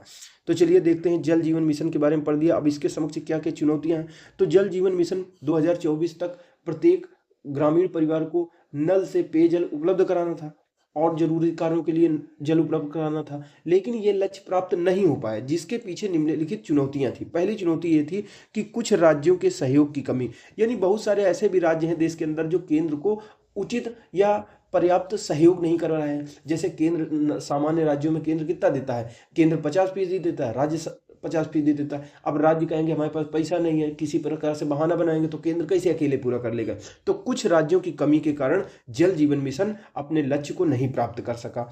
ठीक है, अब जल जीवन मिशन में क्या होता है कि कई ऐसे क्षेत्र होते हैं जहां पर कई ऐसे देश की जगह क्षेत्र हैं, या उत्तर प्रदेश में कई ऐसी जगह हैं जहां भूजल का अत्यधिक दोहन कर लिया गया है। यानी हद से ज़्यादा जब भूजल का दोहन कर लोगे तो उसका रिचार्ज होने में, क्योंकि जल जीवन मिशन के माध्यम से जो ग्राउंड लेवल जमीन के अंदर का पानी है उसको भी रिचार्ज करना था, लेकिन अगर हद से ज़्यादा आप उसका यूज कर लोगे, सूखा हो जाएगा तो उसको भरने में समय लगेगा ना। तो ये भी समस्या है कि जल जीवन मिशन के तहत जो हमने जल की आपूर्ति करने का लक्ष्य रखा था, उसके तहत हमने लक्ष्य रखा था कि हम भूजल को भी, ग्राउंड लेवल जो वाटर होता है जमीन के अंदर भौमगत जल होता है, उसका रिचार्ज करेंगे, तो अत्यधिक भूजल दोहन के कारण यह संभव नहीं हो सका। तो यह भी एक चुनौती है जल जीवन मिशन की सफलता में कि अत्यधिक भूजल का दोहन हो रहा है। दूसरी चीज ये हो रही है, जल प्रदूषित भी हो रहा है, जो जल स्रोत है वो प्रदूषित हो रहे हैं। जैसे मान लो हमारे यहाँ पे जो झीलें होती हैं प्राकृतिक रूप से, पोखर होते हैं, कोई झरना होता है, अब लोग क्या करते हैं उनको प्रदूषित कर रहे हैं, कचरा फेंक रहे हैं, घर से लेके आकर मूर्ति डाल रहे हैं, उसमें अनाप शनाप जो मनवा है वो डाल दिए, ठीक है ना, गंदगी डाले, तो जो जल स्रोत है वो भी प्रदूषित हो रहे हैं। अगली जो चीज है, किसी किसी क्षेत्र में होता है वर्षा की अनियमितता होती है, मानसून कभी पहले आ जाएगा, कभी बाद में आ जाएगा, कभी ज्यादा बरसेगा, कभी कम बरसेगा, तो वर्षा की अनियमितता के कारण भी जल जीवन मिशन सफल नहीं हो पा रहा है। इसके मार्ग में चुनौती आ रही है। जलवायु परिवर्तन भी एक बड़ा कारण हो सकता है। जलवायु परिवर्तन तो ज्यादातर चीजों में आप लिख सकते हैं। सामुदायिक भागीदारी की कमी, सरकार ये चाह रही थी कि समुदाय की पर्याप्त भागीदारी मिलेगी, यानी अगर आप गांव में कोई समुदाय कोई गांव के कल्याण के लिए कोई काम करना चाहते हैं तो गांव के लोगों को बढ़ चढ़ कर सामने आना चाहिए कि नहीं आना चाहिए, उसमें देखना चाहिए कि ठेकेदार सही से काम कर रहा है कि नहीं कर रहा है, सही पाइपलाइन सही क्वालिटी की डाल रहा है कि नहीं डाल रहा है। लेकिन अब यहाँ क्या है, समुदाय जो बड़े बड़े लोग होते हैं गाँव के, वो अपने काम में लगे हुए, कोई ध्यान ही नहीं दे रहा है, सोच रहा है सब सरकार देंगे। तो जो सामुदायिक भागीदारी है वो कम है, इसके लिए ये मिशन सफल नहीं हो पा रहा है। जल की अत्यधिक बर्बादी कर रहे हैं लोग। जैसे जल है, समरसेबुल चालू किए, बार बार घर धुल रहे हैं, बार बार मोटरसाइकिल धुल रहे हैं, ठीक है ना, बर्बादी कर रहे हैं, जानवरों को नहला रहे हैं, साबुन लगा रहे हैं, ठीक है ना। तो ये चीजें हैं, जल की बर्बादी लोग कर रहे हैं। सिंचाई है, सिंचाई में बहुत ज्यादा यूज कर रहे हैं। मान तो डेटा यही कहता है कि 30 से लगभग 40% 38% ही जल उपयोग होता है सिंचाई में, बाकी सारा बर्बाद हो जाता है। सोचो कि 60-70% जो पानी होता है सिंचाई का केवल टोटल वेस्ट होता है, 30-35% 40% ही जल उसका उपयोग होता है। तो जल की जो अत्यधिक बर्बादी है, इसके कारण भी हम लक्ष्य को प्राप्त नहीं कर पाए हैं। जल की असमान क्षेत्रीय उपलब्धता, यानी जो पूरे देश में या कहें हमारे पूरे राज्य में हर जगह जल की समान उपलब्धता थोड़ी ना है, किसी जगह ज्यादा है, किसी की जगह कम है। जो पश्चिम क्षेत्र होता है वह सूखा प्रभावित है हमारे उत्तर प्रदेश का। जो पूर्वांचल है, जो बुंदेलखंड है, वहां सूखा प्रभावित क्षेत्र है। तो जल की असमान उपलब्धता है, इसलिए क्या कहते हैं, हम सही से एक समय में सब जगह थोड़ी ना, अब 2024 तक का लक्ष्य रखा गया था कि सब जगह एक साथ पालेंगे, लेकिन इसीलिए नहीं पाया जा रहा है एक साथ लक्ष्य, क्योंकि कई जगह जल की असमान क्षेत्रीय उपलब्धता है, यानी जल की असमान क्षेत्रीय उपलब्धता के कारण यह मिशन अपने लक्ष्य तक नहीं पहुंच पा रहा है। जल संरक्षण के प्रति जागरूकता का अभाव है, लोग जागरूक भी नहीं है, मतलब इनको महत्व का पता नहीं है कि क्या लाभ होता है, इसलिए भी ये मिशन सफल नहीं हो पा रहा है। ठीक है, तो ये है चुनौतियां, जल जीवन मिशन जो सफल नहीं हो पा रहा है, या तय समय में हमने लक्ष्य को पूरी तरीके से लगभग तो पा लिया, लेकिन पूरी तरीके से नहीं पा पाए हैं। तो अब चुनौतियों का समाधान कैसे कर सकते हैं, तो चलिए देखते हैं। भारत जैसे विशाल आबादी वाले देश में जल की प्रति व्यक्ति उपलब्धता जनसंख्या वृद्धि के कारण निरंतर कम होती चली जा रही है, यानी भारत की जनसंख्या दिन प्रतिदिन बढ़ रही है। अब जब जनसंख्या बढ़ेगी तो पर पर्सन के लिए जो उपलब्ध जल होगा वो घटेगा कि नहीं घटेगा। तो वही बात कह रहा है कि भारत जैसे विशाल आबादी वाले देश में जल की प्रति व्यक्ति उपलब्धता जनसंख्या वृद्धि के कारण निरंतर कम होती जा रही है। जो उपलब्ध जल संसाधन है वो औद्योगिक क्षेत्र में उपयोग हो रहा है, कृषि क्षेत्र में और घरेलू निस्सरणों से प्रदूषित होता चला जा रहा है। यानी जो जल संसाधन है वो भी प्रदूषित हो रहा है, जो उद्योगों से अपशिष्ट निकल रहा है, कृषि क्षेत्र का जो अपशिष्ट है जैसे रासायनिक उर्वरक कीटनाशक डाल दिए वो भी बहकर तालाब में लग जाते हैं अगर खेत ऊंचाई पर है। घरेलू क्षेत्र से जो कचरा निकलता है उससे भी हमारे जो उपलब्ध जल संसाधन है वो लगातार प्रदूषित होते चले जा रहे हैं। एक तरफ प्रति व्यक्ति की जल की उपलब्धता कम होती चली जा रही है, दूसरी तरफ जो उपलब्ध जल संसाधन है वो भी प्रदूषित होते चले जा रहे हैं। इस कारण उपयोगी जल संसाधनों की उपलब्धता और सीमित होती जा रही है। जल जीवन मिशन की सफलता उपर्युक्त चुनौतियों के समाधान पर निर्भर करती है। जब ऊपर की चुनौतियों का हम समाधान करेंगे तभी जल जीवन मिशन सफल हो पाएगा। तो कैसे सफल हो पाएगा, आप भी अपने कुछ उपाय रख सकते हो, कुछ उपाय इस किताब में दिए हुए हैं। तो सबसे पहली चीज, हमको जो भी योजना बनानी होगी, किसी गांव में पाइपलाइन बिछ रही है, जल जीवन मिशन का क्रियान्वयन हो रहा है, तो वहां पे स्थानीय आवश्यकताओं के अनुरूप ही कार्यक्रम तैयार करें। सरकार को चाहिए कि स्थानीय आवश्यकताओं के अनुरूप ही कार्यक्रम को, योजना को क्रियान्वयन करें। मान लो आपको जहां पे नल की जरूरत नहीं है वहां नल लगा रहे हो, या जहां नल की जरूरत है वहां नहीं लगा रहे हो, तो लोग साथ देंगे ऐसे कार्यक्रमों का? बिल्कुल नहीं देंगे। तो स्थानीय आवश्यकताओं के अनुरूप कार्यक्रम को तैयार करना चाहिए। सामुदायिक जागरूकता बढ़ानी चाहिए जिससे कि सामुदायिक भागीदारी बढ़े। तो सरकार को चाहिए कि लोगों को समझाए कि तुम्हारे लिए कितना ज़्यादा उपयोगी है, कितना ज़्यादा कल्याणकारी है। जो बुजुर्ग लोग होते हैं वो जल्दी समझते हैं, थोड़ा सरकार को चाहिए कि समझाए, समझाना पड़ेगा तो आसानी से समझ जाएंगे। यानी सामुदायिक जागरूकता बहुत जरूरी है, सरकार को जागरूकता फैलानी चाहिए जिससे कि सामुदायिक भागीदारी बढ़े और यह कार्यक्रम हमारा सफल हो।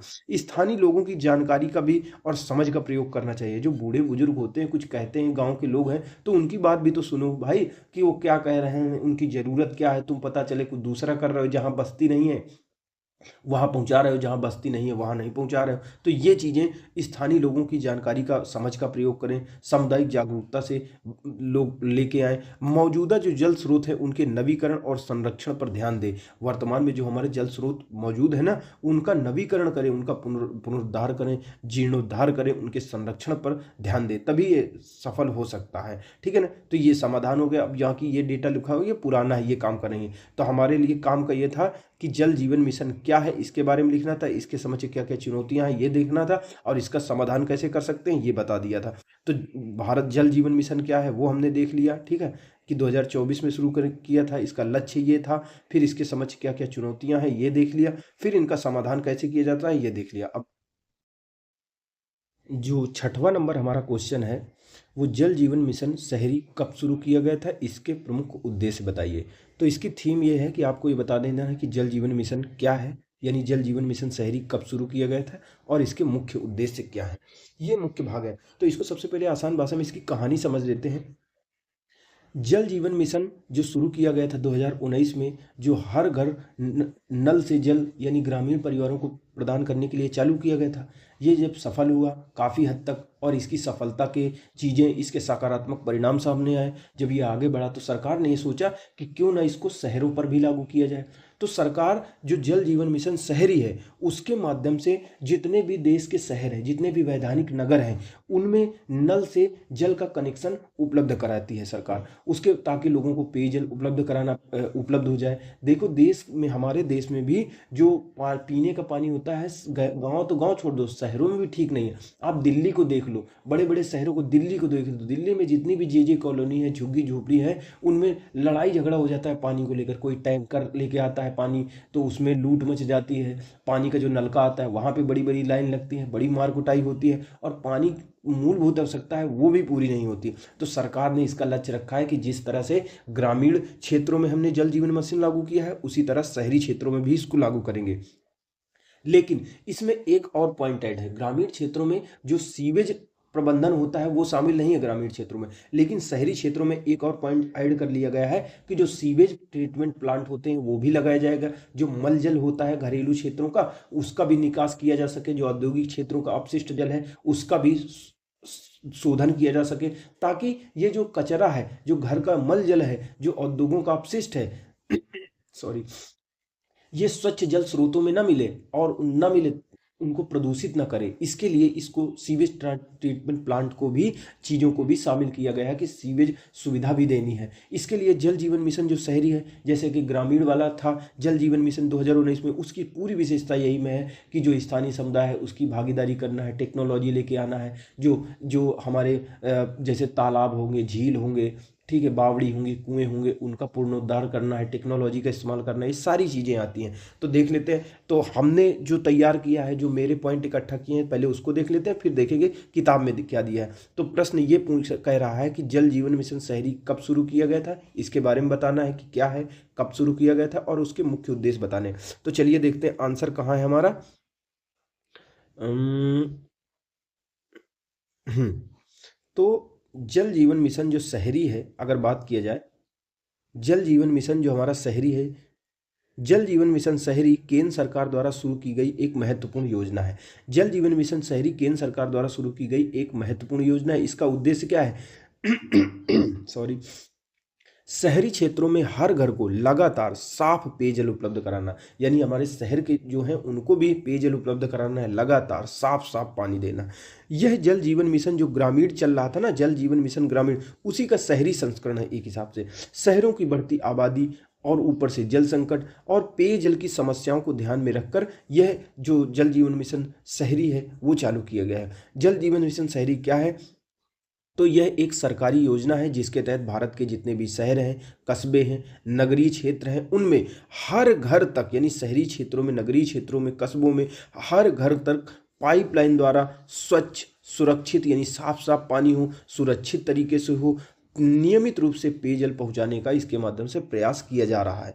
इसके साथ ही मिशन का एक और महत्वपूर्ण लक्ष्य, क्या महत्वपूर्ण लक्ष्य है कि शहरों में, यानी जो पेयजल तो उपलब्ध कराया जा रहा है, साथ साथ एक और लक्ष्य है शहरी वाले जो मिशन है, इसका एक और लक्ष्य है पानी तो उपलब्ध कराना है, साथ साथ 100% सीवरेज और वेस्ट वाटर मैनेजमेंट सिस्टम का भी विकास करना है। जैसे कि मैंने बताया था कि जो जलमल निकास होता है उसकी पर्याप्त व्यवस्था करना है, उसका शोधन करना है ताकि ये जल स्रोतों में ना मिले और उसको प्रदूषित ना करे। जो फैक्ट्रियों से, उद्योगों से जो गंदा पानी निकलता है वो शुद्ध जल स्रोतों में ना मिले। देखते होगे ज़्यादातर जो पानी होता है उद्योगों से निकलता है वो सीधे के सीधे नाले और नदी के जरिए, इलाहाबाद को देख लो, जितने भी नाले हैं सीधे के सीधे गंगा नदी में और संगम में, यमुना नदी में जाके मिल जाते हैं, कितना प्रदूषण करते हैं। तो ये भी लॉन्च किया गया है कि जो शहरी जल जीवन मिशन है उसमें 100% सीवरेज एवं वेस्ट वाटर मैनेजमेंट सिस्टम को लागू करना, ताकि ये जो जलमल निकास होता है, घरों से, फैक्ट्रियों से गंदा पानी निकलता है, इसका पहले शोधन किया जाए, इसका ट्रीटमेंट किया जाए, तब इनको इस्तेमाल किया जाए जितना कर सकते हैं, या फिर वाटर बॉडीज में इनको रिलीज किया जाए, इनको बहाया जाए, ताकि गंदा पानी हमारी नदियों में, तालाबों को जो प्रदूषित न करे। ठीक है ना। जल जीवन मिशन के उद्देश्य क्या थे? जो दूसरा पॉइंट हमारा यही था, पहला ये था कि जल जीवन मिशन क्या है, ठीक है, और दूसरा ये था, पहला ये था कि जल जीवन मिशन क्या है हमको बताना था, जल जीवन मिशन क्या है ये बताना था, हमने ये बता दिया। अब देखना है जल जीवन मिशन के जल जीवन मिशन के उद्देश्य क्या है। तो इसके उद्देश्य यही थे, सरकार ये चाहती थी कि, तो उद्देश्य ये है, सबसे पहला उद्देश्य ये है जल जीवन मिशन शहरी का, कि जल जीवन मिशन है तो जल उपलब्ध कराना, यानी प्रत्येक घर को, यानी हर शहरी परिवार को, जितने भी शहरी परिवार हैं, शहर में रहते लोग हैं, हर शहरी परिवार को नल से जल उपलब्ध कराना, ये पहला उद्देश्य था सरकार का। दूसरा ये उद्देश्य था जल उपलब्ध कराना और पीने का, सॉरी, जो पीने का पानी है सुरक्षित और गुणवत्तापूर्ण पेयजल उपलब्ध कराना। ठीक है, ये उपलब्ध कराना, यानी परिवार को पानी नल से जल उपलब्ध करा देना, वो पानी से चाहे अपनी भैंस धो, चाहे गाय दे, चाहे खुद बनाए, और साथ साथ पानी पीने के लिए भी अच्छी तरीके से सुरक्षित हो और गुणवत्तापूर्ण हो।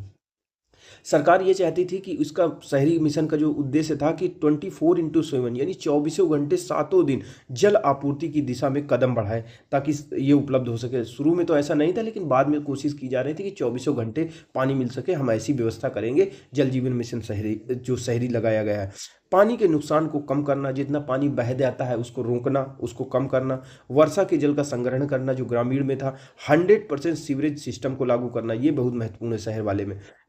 वेस्ट वाटर को पुनः उपयोग करना, जैसे पार्कों में, बाग बगीचों में शोधित पानी का फिर से उपयोग करना, ताकि साफ पानी बचे और जल का पुनर्उपयोग हो सके, कम से कम दक्षतापूर्ण जल का उपयोग हो सके। आधुनिक तकनीक का उपयोग करना, जैसे कहीं पे पानी लीक हो जाता है तो वहाँ पे सेंसर वगैरह लगा देना कि जहाँ लीक हो तुरंत पता चल जाए, सरकार को पानी बह रहा है, सरकार को पता चल जाए, यानी जो कर्मचारी उनको पता चल जाए। तो आधुनिक तकनीक का उपयोग करना, वहाँ पे smart meter, digital monitoring, sensor आधारित लीकेज डिटेक्शन सिस्टम लगाना, इससे पानी की बर्बादी कम होगी। जो नगर निकाय हैं, जैसे दिल्ली जल बोर्ड है, ये सारी चीज़ें हैं, तो इनकी क्षमता को बढ़ाना, नगर निगमों नगर पालिकाओं को जल प्रबंधन को मजबूत बनाना, यानी नगर निगम नगर पालिकाओं के जो जल प्रबंधन है उसमें उनको मजबूत बनाना, ताकि शहरों में पानी की सप्लाई लगातार सुधरी रहे, लगातार बनी रहे। तो जो पहला उद्देश्य था ये क्या था जल जीवन मिशन शहरी का, कि हर शहरी परिवार को हम नल से जल उपलब्ध कराएंगे। यानी पहला क्या पॉइंट था, हर घर में नल से कनेक्शन दिया जाए, ताकि लोगों को पीने का पानी के लिए टैंकर या हाथ से पानी ना भरना पड़े। जो पानी दिया जाए, ठीक है, वो सुरक्षित हो, गुणवत्तापूर्ण हो, पानी को फिल्टर करके दिया जाए, ट्रीटमेंट प्लांट में साफ़ किया जाए, पाइपलाइन सिस्टम के जरिए दी जाए और साफ़ कराकर घरों तक, उनके घर तक पहुंचाया जाए। इसके तहत लक्ष्य ये रखा गया था कि पानी की सप्लाई कम से कम रोजाना होगी और निश्चित समय पर होगी, और आगे चलकर इसको 24 घंटे कर दिया जाएगा। पानी के नुकसान को लीकेज रिडक्शन करना, यानी पानी का जो नुकसान होता है, बर्बाद हो जाता है, उसको रोकना। पाइपलाइन लीकेज होती है, चोरी हो जाती है, कभी कभी उखाड़ ले जाते हैं पाइपलाइन को चोर, बेकार बहने वाले पानी को रोकना। शहरों में 30 से 40% पानी लीकेज में बर्बाद हो जाता है। इस मिशन ये था जल जीवन मिशन शहरी की, ये जो बर्बाद हो जाता है, पाइपलाइन चोरी हो जाती है, इन सारी चीज़ों को रोकना। और महत्वपूर्ण लक्ष्य है कि वर्षा के जल को संग्रहित करना, रेन वाटर हार्वेस्टिंग। सभी शहरों में बारिश का पानी संग्रहित करने की व्यवस्था बनाना, ताकि भूजल का स्तर बढ़े। 100% सीवरेज सिस्टम लागू करना। जो जलमल का निकास हमने बताया था, गंदा पानी फैक्ट्रियों का होता है, उसको पहले प्रॉपर तरीके से ट्रीटमेंट करना, शोधन करना, फिर उसका जो अगर उपयोग करना चाहो तो उपयोग करना पार्कों वार्कों में, और फिर नदी नालों में बहाना, ताकि वाटर बॉडीज हमारी प्रदूषित ना हो। घर सीवरेज कनेक्शन देना पूरी तरीके से, गंदे पानी का पहले शोधन करना, फिर नदी, ताकि नदी तालाब नालों को प्रदूषण से बचाया जा सके। वेस्ट वाटर का पुनः उपयोग करना, यानी जो पानी ट्रीटमेंट कर लिया गया है, टर्सरी ट्रीटेड तक पहुंच चुका है, 3 बार ट्रीट हो चुका है, उसको उद्योग में इस्तेमाल करना, पार्कों में, बाग बगीचों में शोधित पानी का पुनः उपयोग करना। इससे साफ पानी हमारा बचेगा, और जो गंदा पानी जो हमने यूज कर चुका है उसको फिर से रीयूज हो पाएगा, पुनः उपयोग हो पाएगा। आधुनिक तकनीक का उपयोग करना, स्मार्ट मीटर लगाना, डिजिटल मॉनिटरिंग करना, सेंसर आधारित लीकेज डिटेक्शन सिस्टम लगाना, इससे पानी की बर्बादी कम होती है। नगर निकायों की दक्षता बढ़ाना, नगर निगमों नगर पालिकाओं को जल प्रबंधन में मजबूत बनाना, ताकि शहरों में पानी की सप्लाई सुधरती रहे। अब हम देखते हैं हमारी किताब में क्या दिया हुआ है, ठीक है, किताब में देखते हैं क्या दिया। चलिए दोस्तों, तो शुरू करते हैं हम अपना 7वां नंबर का क्वेश्चन। जो हमारा 7वां नंबर का क्वेश्चन है, राष्ट्रीय ग्रामीण पेयजल कार्यक्रम के बारे में संक्षिप्त में चर्चा कीजिए। तो हमको ये बताना है कि राष्ट्रीय ग्रामीण यानी गांव वाले क्षेत्रों में, जो ग्रामीण क्षेत्र होते हैं, रूरल क्षेत्र होते हैं, वहाँ पे पेयजल कार्यक्रम, जो राष्ट्रीय ग्रामीण पेयजल कार्यक्रम, इसके बारे में संक्षिप्त में बताना है। तो थोड़ी सी इसकी कहानी के बारे में चर्चा कर लें। तो हुआ ये था, जैसे आज हमारी सरकार ने जल जीवन मिशन शहरी चलाया है, जल जीवन मिशन ग्रामीण चलाया है 2019 में। इनका उद्देश्य क्या है? जल जीवन मिशन शहरी, जल जीवन मिशन ग्रामीण, इनका उद्देश्य है कि गांव की आबादी को, हमको शहर की आबादी को क्या करना है? पेयजल उपलब्ध कराना है, सुरक्षित पेयजल उपलब्ध कराना है, 24 घंटे उपलब्ध कराना है, पूरे बड़े बड़े पैमाने पर उपलब्ध कराना है, निरंतर रूप से उपलब्ध कराना है गाँव गाँव। और इसमें लक्ष्य क्या है कि नलकी के माध्यम से, जो पाइपलाइन वाला नल होता है, टोटी वाला, उसके माध्यम से उपलब्ध कराना है। लेकिन जब ये कार्यक्रम नहीं आया था, तो 2019 से पहले 2009 में भी एक कार्यक्रम आया था। यानी इसी तरह से ग्रामीण क्षेत्रों में पेयजल की उपलब्धता सुनिश्चित करने के लिए, पीने के लिए, जो गांव वाले लोग होते हैं उनके लिए शुद्ध पेयजल उपलब्ध कराने के लिए राष्ट्रीय पेयजल कार्यक्रम चलाया गया था, राष्ट्रीय ग्रामीण पेयजल कार्यक्रम चलाया गया था। हम जानते हैं कि हमारे देश में कई ऐसे राज्य, जैसे महाराष्ट्र हो गया, उसका विदर्भ वाला क्षेत्र हो गया, गुजरात का क्षेत्र हो गया, कुछ राजस्थान का क्षेत्र हो गया, मतलब कई ऐसे राज्य हैं जहाँ पे पीने के पानी की बड़ी किल्लत है। औरतें जो होती हैं, बहुत 2-2, 3-3 किलोमीटर डेली जाती हैं, 4 किलोमीटर मटकी लेके सर पे लाद के, बर्तन को लाद के जाती हैं, वहाँ से पानी लेके आती हैं, फिर लेके आती हैं, तो बड़ा उनका पूरा का पूरा उसमें समय खत्म हो जाता है। और लोगों को अच्छी गुणवत्ता का, और जो पानी मिलता है वो बहुत ही खुले स्रोतों से होता है, जैसे तालाब से हो गया, या फिर तालाब से लाती हैं, कुएं से लाती हैं, तो खुले जल स्रोत होते हैं, तो इनकी गुणवत्ता भी अच्छी नहीं होती है, पर्याप्त मात्रा में उपलब्ध नहीं होता है, ठीक है। तो इसी समस्या को समाधान करने के लिए 2009 में सरकार लेके आई थी राष्ट्रीय ग्रामीण पेयजल कार्यक्रम। राष्ट्रीय ग्रामीण जो पेयजल कार्यक्रम लाया गया था, 9वीं पंचवर्षीय योजना के दौरान लाया गया था, क्योंकि 9वीं पंचवर्षीय योजना में बहुत सारी समस्याएं आइडेंटिफाई की गई थी, पहचान की गई थी कि ये हमारे देश में समस्याएं हैं, जैसे पानी का पीने का पानी उपलब्ध नहीं है, अगर है भी तो उसकी गुणवत्ता सही नहीं है, नियमित रूप से नहीं उपलब्ध होता है। और इस दिशा में, इस संदर्भ में यानी पानी की उपलब्धता के संदर्भ में पानी लाने में बड़ा लैंगिक असमानता व्याप्त है, क्योंकि लड़कियां ही, औरतें पानी लाने जाती हैं, पढ़ने कहाँ जाएंगी, बच्चों का ख्याल कैसे रख पाएंगे, तो इसीलिए स्कूल नहीं जा पाएंगे तो पिछड़ जाएंगे।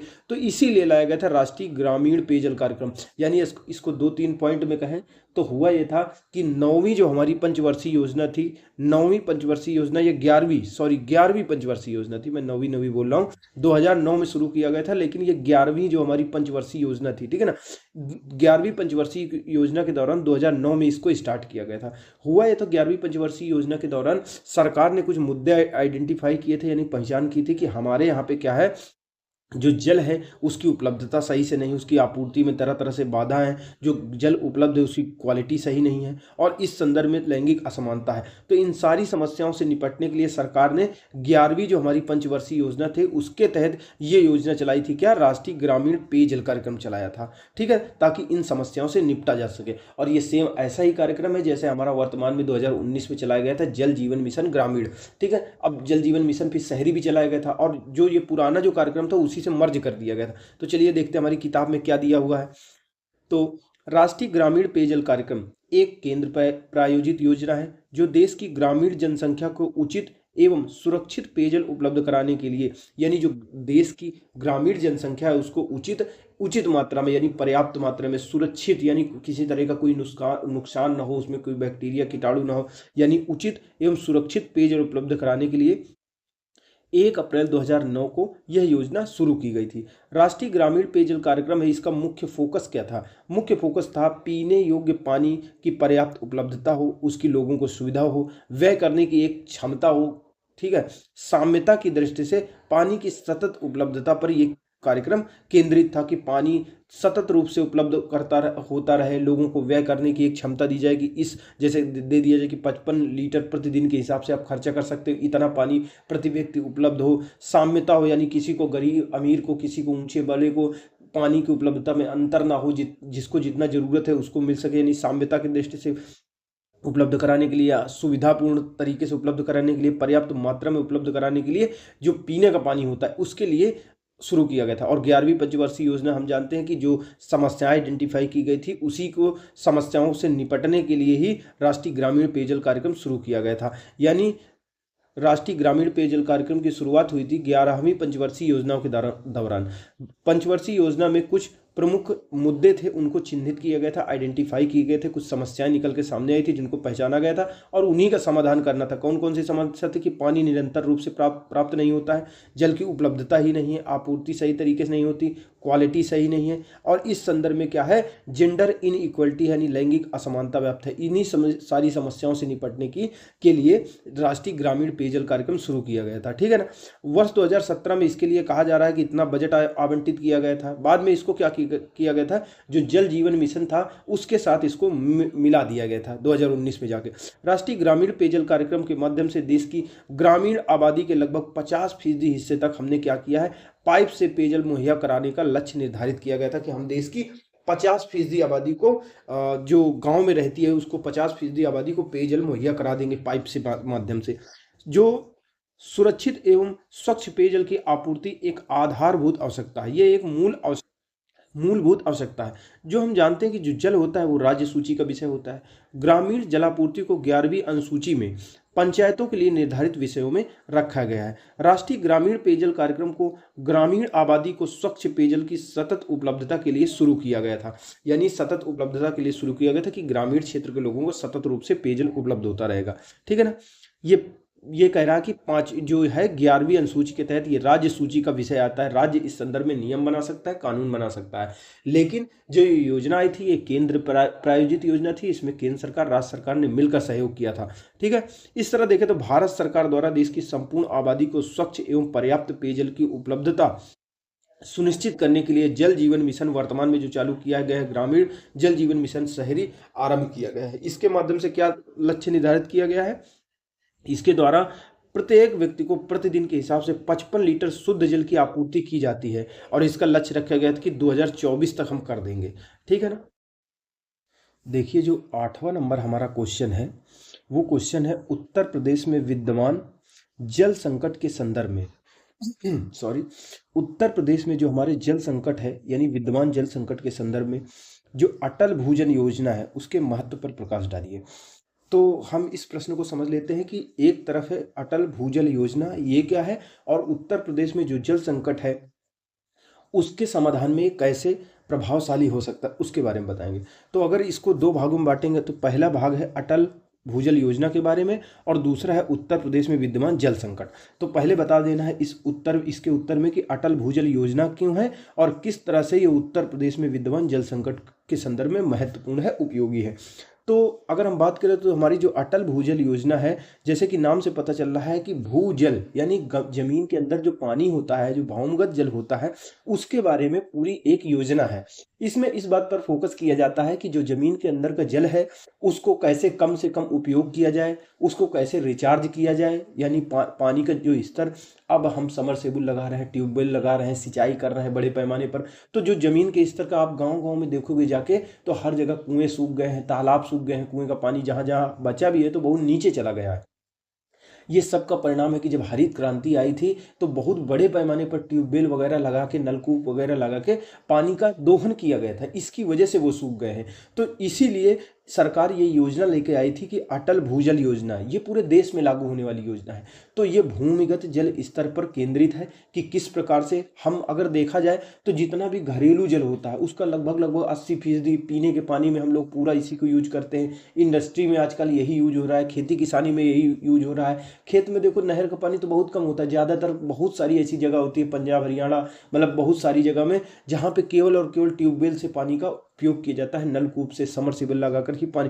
तो इससे हो रहा है, दिन प्रतिदिन जो हो रहा है भूमिगत जल स्तर नीचे जा रहा है। उसी का प्रबंधन करने के लिए उसी को कैसे बढ़ाया जा सकता है, कैसे जो अमृत सरोवर होते हैं वो लगाया जा सकता है, किया जा सकता है तो भूमिगत जल स्तर बढ़ेगा। कैसे हम जमीन के स्तर, कैसे हम जमीन के अंदर जो जल होता है उसकी मॉनिटरिंग कर सकते हैं, यानी भौमगत जल स्तर की मॉनिटरिंग करना है कि कितना पहुंचना है, किस स्तर तक हमको रखना है, इसके लिए कौन सा संरक्षण करना है, कौन सी हमको टेक्नोलॉजी यूज करनी है, जैसे स्प्रिंकलर करना है, ठीक है ना, ड्रिप सिंचाई का यूज करना है, पानी का रीयूज करना है, ठीक है, फिर से ट्रीटमेंट करना है ताकि जो भूमिगत जल स्तर है उसका कम से कम उपयोग हो। यानी यह जो कार्यक्रम है मांग पक्ष पर भी, मांग पक्ष के प्रबंधन पर भी केंद्रित है कि किस प्रकार से हमको जो पानी की डिमांड होती है उसको भी प्रबंधन करना है, उसको भी कम करने की कोशिश करना है, क्योंकि जनसंख्या बढ़ रही है तो डिमांड कम करना होगा किसी न किसी तरीके से, पानी का कम से कम उपयोग करके। और एक तरफ हम उसको भरेंगे, यानी इस कार्यक्रम का जो अटल भूजल योजना है इसका एक प्लान है। एक प्लान क्या कहता है, एक तरफ हम जो जमीन के अंदर जल है उसमें पानी भरेंगे, रिचार्ज करेंगे, और दूसरी तरफ जो निकालने का प्रोसेस होता है उसको कम करेंगे, यानी पानी जो निकलता है उसको, मांग पक्ष होती है उसको किसी न किसी तरीके से प्रबंधन करने की कोशिश करेंगे, और जो सप्लाई वाला पक्ष होता है यानी रिचार्ज करने वाला पक्ष होता है उसको बढ़ाने का प्रयास करेंगे। तो उसी पर ये प्रश्न केंद्रित है। तो चलिए देखते हैं हमारे किताब में क्या दिया हुआ है। वर्तमान में भूजल पेयजल का प्रमुख स्रोत है। आजकल पीने के पानी के लिए ज़्यादातर भूजल का ही उपयोग करते हैं।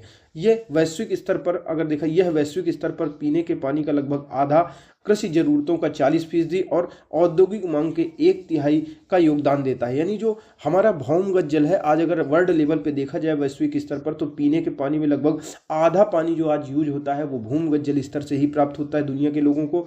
कृषि जरूरतों का 40% इससे प्राप्त होता है, और जो हमारी इंडस्ट्री होती है, औद्योगिक मांग होती है, उनका 1/3 जो पार्ट होता है वो भी भौमगत जल स्तर से पूरा किया जाता है। भारत में भूजल का सर्वाधिक दोहन हुआ है हरित क्रांति के बाद, उसके बाद बढ़ा है। हरित क्रांति के बाद चूंकि ज़्यादा फसलें उगाई गई, ऐसी फसलें उगाई गई जिनको बहुत ज़्यादा पानी की ज़रूरत होती थी, उच्च गुणवत्ता वाले जो हाई यील्डिंग वैरायटी जो सीड्स थे उनको बहुत ज़्यादा मात्रा में उर्वरक चाहिए होता था। उर्वरक को घोलने के लिए क्या होता था, पानी चाहिए होता था, इसीलिए सिंचाई बढ़ी है हरित क्रांति के बाद। देश में भूजल संरक्षण को बढ़ावा देने के लिए जो जमीन के अंदर जल है उस संरक्षित रहे, उसका कम से कम उपयोग हो, उसको ज़्यादा से ज़्यादा उसका संवर्धन किया जा सके, इसके लिए 25 दिसंबर 2019 को अटल भूजल योजना, अटल जल जिसको कहते हैं, इसका शुभारंभ किया गया था। यह एक 5 वर्षीय योजना है, 2020-21 से लेकर 24-25 तक की है। इस योजना के प्रमुख प्रावधान क्या है सॉरी इस योजना के प्रमुख प्रावधान है। सबसे पहले अगर प्रावधान की बात करें तो ये विश्व बैंक द्वारा प्रायोजित योजना है। इसकी योजना की लागत होगी 6,000 करोड़ रुपया। यानी विश्व बैंक ने इसको प्रेजेंट किया था कि लो ऐसी एक योजना चलाओ और अपने यहाँ पे जो भूमिगत जल स्तर नीचे चला गया है उसको बढ़ाओ, ठीक है ना। तो विश्व बैंक द्वारा प्रायोजित है, लागत है 6,000 करोड़ रुपया, जिसमें आधी राशि कौन देगा, यानी 50% जो राशि है विश्व बैंक द्वारा ऋण के रूप में, कर्ज के रूप में दिया जाएगा। और जो कर्ज के रूप में होगा उसका पुनर्भुगतान भी केंद्र सरकार द्वारा किया जाएगा आगे चल के। जो 6,000 करोड़ है, 6,000 करोड़ में आधी राशि विश्व बैंक दे रहा है, तो आधी शेष राशि बजटीय सहायता से केंद्रीय मदद के रूप में मिलेगी। यानी शेष 50% राशि बजटीय सहायता से केंद्रीय मदद है। यह योजना उन राज्यों में चलाई जा रही, 7 ऐसे राज्य हैं जहां भूमिगत जल स्तर तेजी से घटा है या फिर घट रहा है या फिर प्रदूषित जल स्तर है। तो यह योजना 7 राज्यों जैसे कि गुजरात, हरियाणा, ठीक है, राजस्थान, महाराष्ट्र, मध्य प्रदेश और कर्नाटक और उत्तर प्रदेश में लागू की गई है। यह योजना इन राज्यों के 80 जिलों के, यानी टोटल जितने 7 राज्य हैं उनके 80 जिले, यानी उत्तर प्रदेश में सब जगह लागू नहीं होगी। उत्तर प्रदेश के कुछ ऐसे जिलों में लागू होगी जहां पर के मध्य प्रदेश के सब जिलों में लागू नहीं होगी, राजस्थान के सब जिलों में लागू नहीं होगी, लेकिन उन जिलों में लागू होगी जहां जल स्तर, जो भूमिगत जल स्तर है, बहुत ज़्यादा नीचे जा चुका है या प्रदूषित हो चुका है या किसी न किसी कारण से संकट में है। तो यह योजना इन राज्यों के 80 जिलों के 229 ब्लॉकों की 8,000 से अधिक ग्राम पंचायतों में जल जीवन मिशन के माध्यम से कार्यान्वित की जा रही है। तो अटल भूजल योजना जल जीवन मिशन के माध्यम से कार्यान्वित की जा रही है। ये 4 आयामी रणनीति है। इसमें 4 आयामी रणनीति में क्या है, यानी पहला डायमेंशन क्या होता है, सबसे पहला भूजल प्रबंधन के लिए निर्णय समर्थन उपकरण, यानी भूजल प्रबंधन के लिए निर्णय प्राप्त करना, यानी ग्राम पंचायतों से समर्थन प्राप्त करना, सभी से समर्थन प्राप्त करना, भूमिगत जल स्तर का किस प्रकार से मैनेजमेंट करना है, उस निर्णय लेने में समर्थन उपकरण है एक हिसाब से। फिर भूमिगत जल स्तर है, उसके प्रबंधन को बढ़ावा देने के लिए समुदाय आधारित संस्थानों को मजबूत करता है, जल उपयोग दक्षता में सुधार करता है। यानी इस कार्यक्रम के माध्यम से एक जो बड़ा पॉइंट है वो इस बात पर फोकस करता है कि जो जल का उपयोग किया जा रहा है, भूमिगत जल का उपयोग किया जा रहा है, वो दक्षतापूर्ण किया जा सके, यानी पानी की बर्बादी कम से कम हो सके और उससे अधिक उसका सदुपयोग किया जा सके। और इसके साथ साथ उपयोग करने के साथ भूमिगत जल स्तर है उसका पुनर्भरण भी किया जा सके, उसमें भी वृद्धि की जा सके, इस बात पर केंद्रित है। इसमें राजकोषीय विकेंद्रीकरण पर केंद्रित है कि यानी जो अलग अलग लोग इसका निर्णय ले, यानी एक ही लोग निर्णय न ले, एक ही लोग पैसा न खर्चा करें इसके लिए, ठीक है ना। इस प्रकार अगर देखें हम तो ग्रामीण जलापूर्ति विभाग, उत्तर प्रदेश का ग्रामीण जलापूर्ति विभाग है, उसके अनुसार उत्तर प्रदेश में 70% जो सिंचाई होती है भूमिगत जल से ही होती है। पेयजल की 80% जरूरत हमारी भूमिगत जल से प्राप्त होती है उत्तर प्रदेश में। और औद्योगिक क्षेत्र में, इंडस्ट्रियल एरिया में जो पानी की जरूरत होती है उसकी 85% निर्भरता भूजल पर है। इसलिए उत्तर प्रदेश में सर्वाधिक भूजल दोहन वर्तमान में की जा रहा है। इस संदर्भ में जो हमारी अटल भूजल योजना है उसका क्या महत्व हो जा सकता है। अटल भूजल योजना का महत्व तो ये है कि जो अटल भूजल योजना है ये मांग पक्ष के प्रबंधन पर को प्राथमिकता देती है, मांग पक्ष प्रबंधन पर प्राथमिकता होती है। यानी ये योजना इस बात पर ही केंद्रित नहीं है कि कैसे हमको केवल और केवल पानी भरना है जमीन के अंदर, पानी को अंदर पहुंचाना है, बल्कि इस बात पर भी केंद्रित है कि किस प्रकार से जल का सदुपयोग किया जा सके, बर्बादी को कम किया जा सके, अधिक दक्षतापूर्ण तरीके से उपयोग किया जा सके, ताकि पानी की मांग ही कम हो जाए। मांग पक्ष का प्रबंधन पर केंद्रित है। पंचायतों के नेतृत्व में भूजल प्रबंधन को इसमें ध्यान वो किया गया है, बढ़ावा दिया जा रहा है। यानी इसमें इस बात पर बल दिया जा रहा है केवल डिसीजन ऊपर से ही बड़े बड़े अधिकारी नेता मिलकर ही कोई योजना नहीं बना दे रहे हैं, बल्कि पंचायत स्तर पर समिति बन रही है, अलग अलग प्रकार की सिंचाई समिति, पेयजल समिति, मतलब कई तरीके की समिति बनाई जा रही है, ब्लॉक स्तर पर, जिले स्तर पर और ग्रामीण स्तर पर, पंचायत स्तर पर। और ये क्या कर रही है, भूजल के प्रबंधन के लिए डिसीजन कर ले रही है और उन डिसीजनों को, उन निर्णयों को लागू करने में महत्वपूर्ण भूमिका निभा रही है। यानी ग्राम का प्रधान हो गया, सचिव हो गया, बूढ़ बुजुर्ग लोग हो गए, तो वो लोग पंचायत के नेतृत्व में भूजल प्रबंधन हो रहा है। तो इस बात का महत्व है। अटल भूजल योजना में एक महत्वपूर्ण पॉइंट ये है कि इसमें भूजल की मॉनिटरिंग की जा रही है, यानी देखा जा रहा है, दिन प्रतिदिन उसका रिकॉर्ड रखा जा रहा है, विभिन्न प्रकार के यंत्र लगा के पानी को नापने वाले, पानी की लेवल को मापने वाले, ताकि भूजल प्रबंधन कितना करना है, कितना बढ़ाना है, कितना भरा पानी, कितना नहीं भर पाया, कितना यूज हुआ, इसका हमें पता चलता रहा। यानी भूजल की मॉनिटरिंग इसमें की जा रही है। कम सिंचाई वाली फसलों को बढ़ाने पर इसमें ध्यान केंद्रित किया जा रहा है। यानी मांग पक्ष का प्रबंधन में ध्यान दिया जा रहा है कि हम ऐसी फसलें यूज करें, जैसे दाल होती है, ठीक है ना, चावल का यूज ना करें, चावल कम से कम उपजाएं, दाल उपजाएं, मटर उपजाएं, मतलब ऐसी फसलें उपजाएं, मक्का उपजाएं जो कम सिंचाई की जरूरत होती है। जल संरक्षण के लिए स्टार्टअप कंपनियों को प्राथमिकता देता है ये। जल संरक्षण के लिए नई नई टेक्नोलॉजी उपयोग करने को प्राथमिकता देता है ये, जैसे स्प्रिंकलर सिंचाई होती है, ड्रिप सिंचाई होती है, अलग अलग तरीके के सिंचाई मेथड्स होते हैं जिनके माध्यम से जल संरक्षण को बढ़ावा दिया जाता है। जल के मितव्ययी उपयोग के प्रति जागरूकता पैदा करना, लोगों को भी इस मामले में इस कार्यक्रम के माध्यम से जागरूक किया जाता है कि जो हमारा भूमिगत जल है वो कितना महत्वपूर्ण है, ठीक है ना। इस तरह से देखें तो घटता जो भूजल स्तर है अत्यंत चिंता का विषय है। भूजल दोहन को कम करके ही इस समस्या से निजात मिल सकती है। विश्व बैंक समर्थित जो विश्व बैंक की सहायता से जो चल रहा कार्यक्रम अटल भूजल योजना है, भू संरक्षण की दिशा में प्रभावी भूमिका निभा रहा है। लोगों को जल संरक्षण के प्रति जागरूक करना एवं इसे जन आंदोलन बनाना होगा, तभी ये कार्यक्रम सफल होगा। तो जो हमारा चैप्टर चल रहा था उसका लास्ट नंबर 9वां नंबर क्वेश्चन है, जो इसका लास्ट क्वेश्चन है वो है अमृत सरोवर योजना के बारे में पूछ रहा है। अमृत सरोवर योजना क्या है? अमृत और सरोवर, सरोवर माने होता है तालाब और अमृत माने होता है अमृत। तो अमृत सरोवर योजना पूछ रहा है। अमृत सरोवर योजना के प्रमुख प्रावधानों की चर्चा कीजिए, जल संरक्षण के संदर्भ में इसकी प्रासंगिकता बताइए। यानी ये पूछ रहा है, सबसे पहले बताना है कि अमृत सरोवर योजना क्या है, लिख लेना है, फिर इसके प्रमुख प्रावधान बताने हैं, फिर बताने हैं कि जल संरक्षण के संदर्भ में ये कैसे महत्वपूर्ण हो सकता है, ठीक है ना। तो पहले चलिए देखते हैं। तो हम जानते हैं कि अगर इसको आसान भाषा में समझ लें तो ये होता है अमृत सरोवर योजना। सरकार ने जैसे अटल भूजल योजना चालू की थी, तो क्यों चालू की थी अटल भूजल योजना? क्योंकि भूजल को भरने के लिए, उसकी रिचार्ज करने के लिए, इसके लिए शुरू की थी। उसी तरह सरकार ने उसी के सहायक के रूप में इसको मान सकते हैं कि अमृत सरोवर योजना चालू की थी, ताकि जो भूजल का रिचार्ज हो सकता है वो आसानी से हो सके।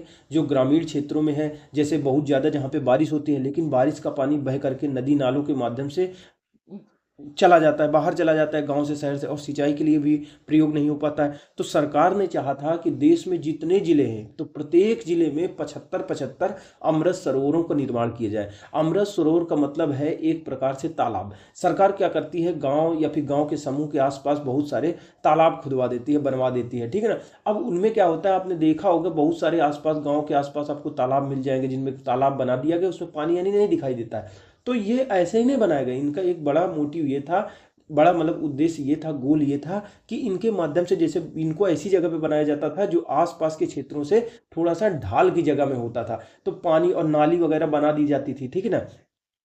तो आसपास से जो ढाल वाला क्षेत्र होता था तो वहां पर पानी बह भर कर जो अन्य क्षेत्रों में होता था इनमें इकट्ठा हो जाता है और इसके बाद में भरा रहता है। तो इसका उपयोग 3-4 तरीके से कर सकते हैं।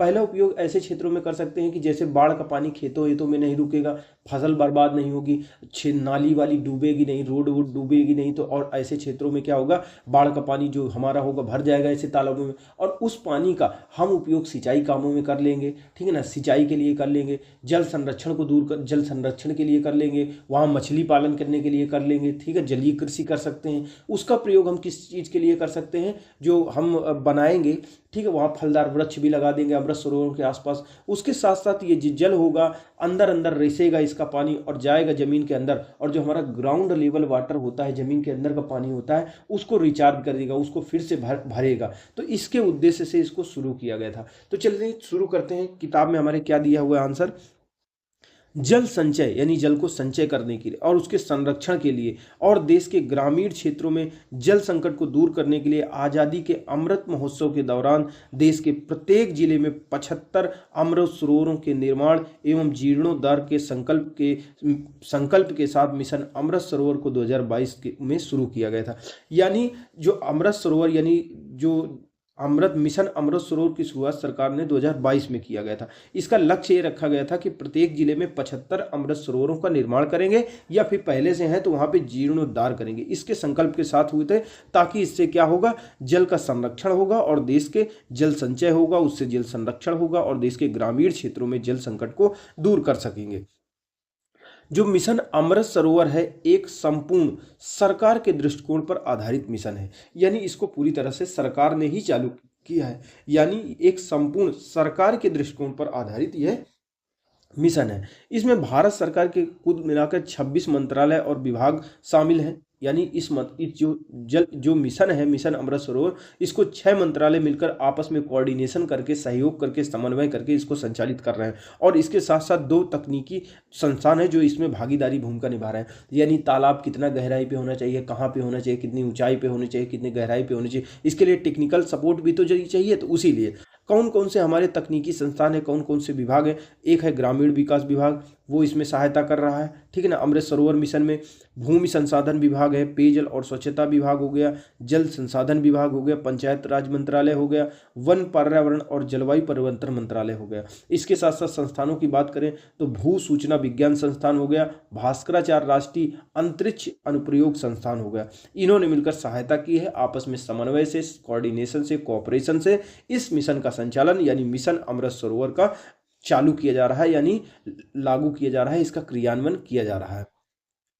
मिशन अमृत सरोवर का लक्ष्य है कि 15 अगस्त 2023 तक, यानी इसका लक्ष्य था, आगे भी आ सकता है, ऐसी बात नहीं है, हो सकता है सरकार इसका सोच ले कि बढ़ाने के लिए। ये होते हैं जो बहुत ऐसे प्रश्न महत्वपूर्ण होते हैं जो बहुत बड़ी जनसंख्या को प्रभावित करते हैं, बहुत बड़े लेवल पर, क्या कहते हैं, जमीन के स्तर पर, गांव के स्तर पर लोगों को प्रभावित कर रहे होते हैं, लोगों के जीवन को सकारात्मक या नकारात्मक रूप से प्रभावित कर रहे होते हैं। तो ऐसे मुद्दे उत्तर प्रदेश सरकार या यूपी पीसीएस, यूपीएससी में पूछते हैं। तो देखिए, मिशन अमृत सरोवर का लक्ष्य था कि 2023 तक प्रत्येक देश में लगभग 50,000 अमृत सरोवरों का निर्माण करेंगे। और जब ये किताब छपी है तो इसमें कहा जा रहा है 40,000 अमृत सरोवरों का निर्माण किया जा चुका है।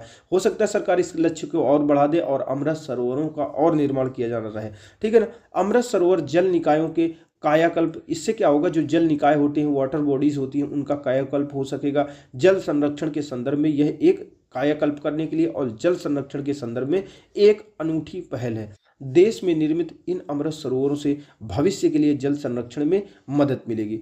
इसका महत्व क्या होता है, तो जो मिशन अमृत सरोवर है, इनका महत्व क्या होता है, तो सबसे पहले महत्व की अगर बात करें तो इससे हमारे जो भूजल होगा उसके रिचार्ज होगा। तो भूजल में लगभग 22 मिलियन घन मीटर की वृद्धि होगी। यानी इतना कह सकते हैं कि इस मिशन का लक्ष्य क्या है, महत्व क्या है, कि इससे भूमिगत जल स्तर में वृद्धि होगी, भूमिगत जल स्तर में वृद्धि होगी। इससे अनुमानित कार्बन का रोग प्रति वर्ष 32,000 टन होगा।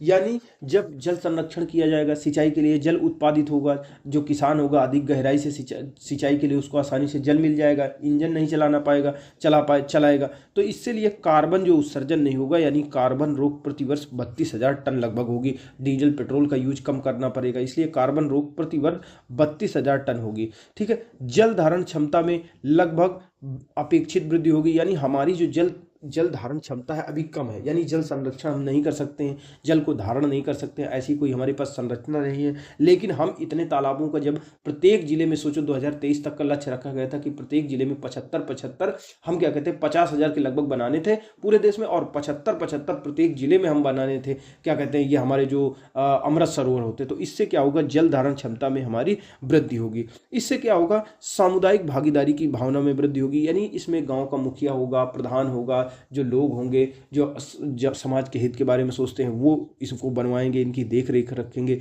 इससे क्या होगा, सामुदायिक भागीदारी की भावना में समाज में वृद्धि होगी।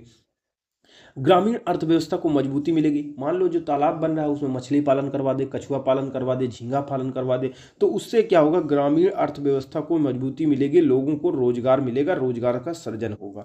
इस प्रकार से देखें तो जन भागीदारी मिशन, जो जन भागीदारी मिशन है, जनता इसमें शामिल है, जन भागीदारी आधारित मिशन अमृत सरोवर का केंद्रीय तत्व है। यानी जो जन भागीदारी है वो अमृत सरोवर का केंद्रीय तत्व है, इसलिए इसमें सभी स्तरों पर लोगों की भागीदारी को शामिल किया गया है। मिशन के आरंभ से ही अमृत सरोवरों की आधारशिला का नेतृत्व, यानी जब मिशन चालू किया गया था तो आधारशिला जो रखी जाती थी उसमें नेतृत्व कौन रखा जाता था, कोई स्वतंत्रता सेनानी थे उसके नाम पर इसको शुरुआत किया जाता था, कोई शहीदों के परिजनों के नाम से उद्घाटन करवा दिया जाता था, उनके नाम पर इसकी स्टार्टिंग की जाती थी, कोई पद्म पुरस्कार विजेता है उससे सम्मानित व्यक्ति है उसके नाम से इसको शुरू किया जाता था, या उसको अगुवा बनाया जाता था, अथवा ग्राम पंचायत का सबसे वृद्ध व्यक्ति, सबसे सम्मानित व्यक्ति के हाथों में इसके प्रबंधन का, भागीदारी का, इसके अधिकार दे दिया जाता था। इससे क्या होता था, अच्छा काम होता था। भाई आप कोई भी काम गांव में कर रहे हो वो बढ़िया से सम्मानित व्यक्ति के नाम पर करोगे, डॉक्टर अंबेडकर साहब के नाम पे कर लो, या फिर बड़े कोई महापुरुष के नाम पे कर लोगे तो उसका रीच बढ़ जाएगी, लोग उसमें ज़्यादा समर्थन करेंगे, जो भगवान के नाम पे कोई कभी कभी कर देते हैं कोई लोग, ठीक है ना। गांव के बुजुर्ग आदमी के नाम पे कर दो, कि किसी किसी क्या कहते हैं, जैसे कोई सेना में कोई अधिकारी शहीद हो गया उसके नाम पे कर दो, तो इनके नाम पे लोग ज़्यादा शामिल होते हैं। तो इसके लिए किया गया था, यानी जन भागीदारी इसका केंद्रीय तत्व है। इसीलिए इस मिशन की शुरुआत की जब आधारशिला रखी थी तो स्वतंत्रता सेनानी के नाम से, शहीदों के परिजनों के नाम से, पद्म पुरस्कार सम्मानित व्यक्ति के नाम पे, इसके नाम के हाथों में दिया गया था। अमृत सरोवरों के निकट पर्यावरण हितैषी एवं छायादार वृक्ष जैसे नीम, पीपल, बरगद इत्यादि का भी रोपण जन भागीदारी से किया जा रहा है। मिशन अमृत सरोवर एक बहुउद्देशीय स्वरूप वाला मिशन है। इस मिशन की पूर्णता से जल संरक्षण होगा, जल संचय होगा, वनीकरण को बढ़ावा मिलेगा, भू जल संरक्षण होगा, ठीक है, जो जमीन के अंदर का पानी है उसका संरक्षण होगा, पर्यावरण का उन्नयन होगा, पर्यावरण हमारा ठीक होगा, इन सब चीज़ों का लाभ प्राप्त होगा। इसके साथ ही अमृत सरोवरों के निर्माण से ग्रामीण अर्थव्यवस्था भी मजबूत होगी।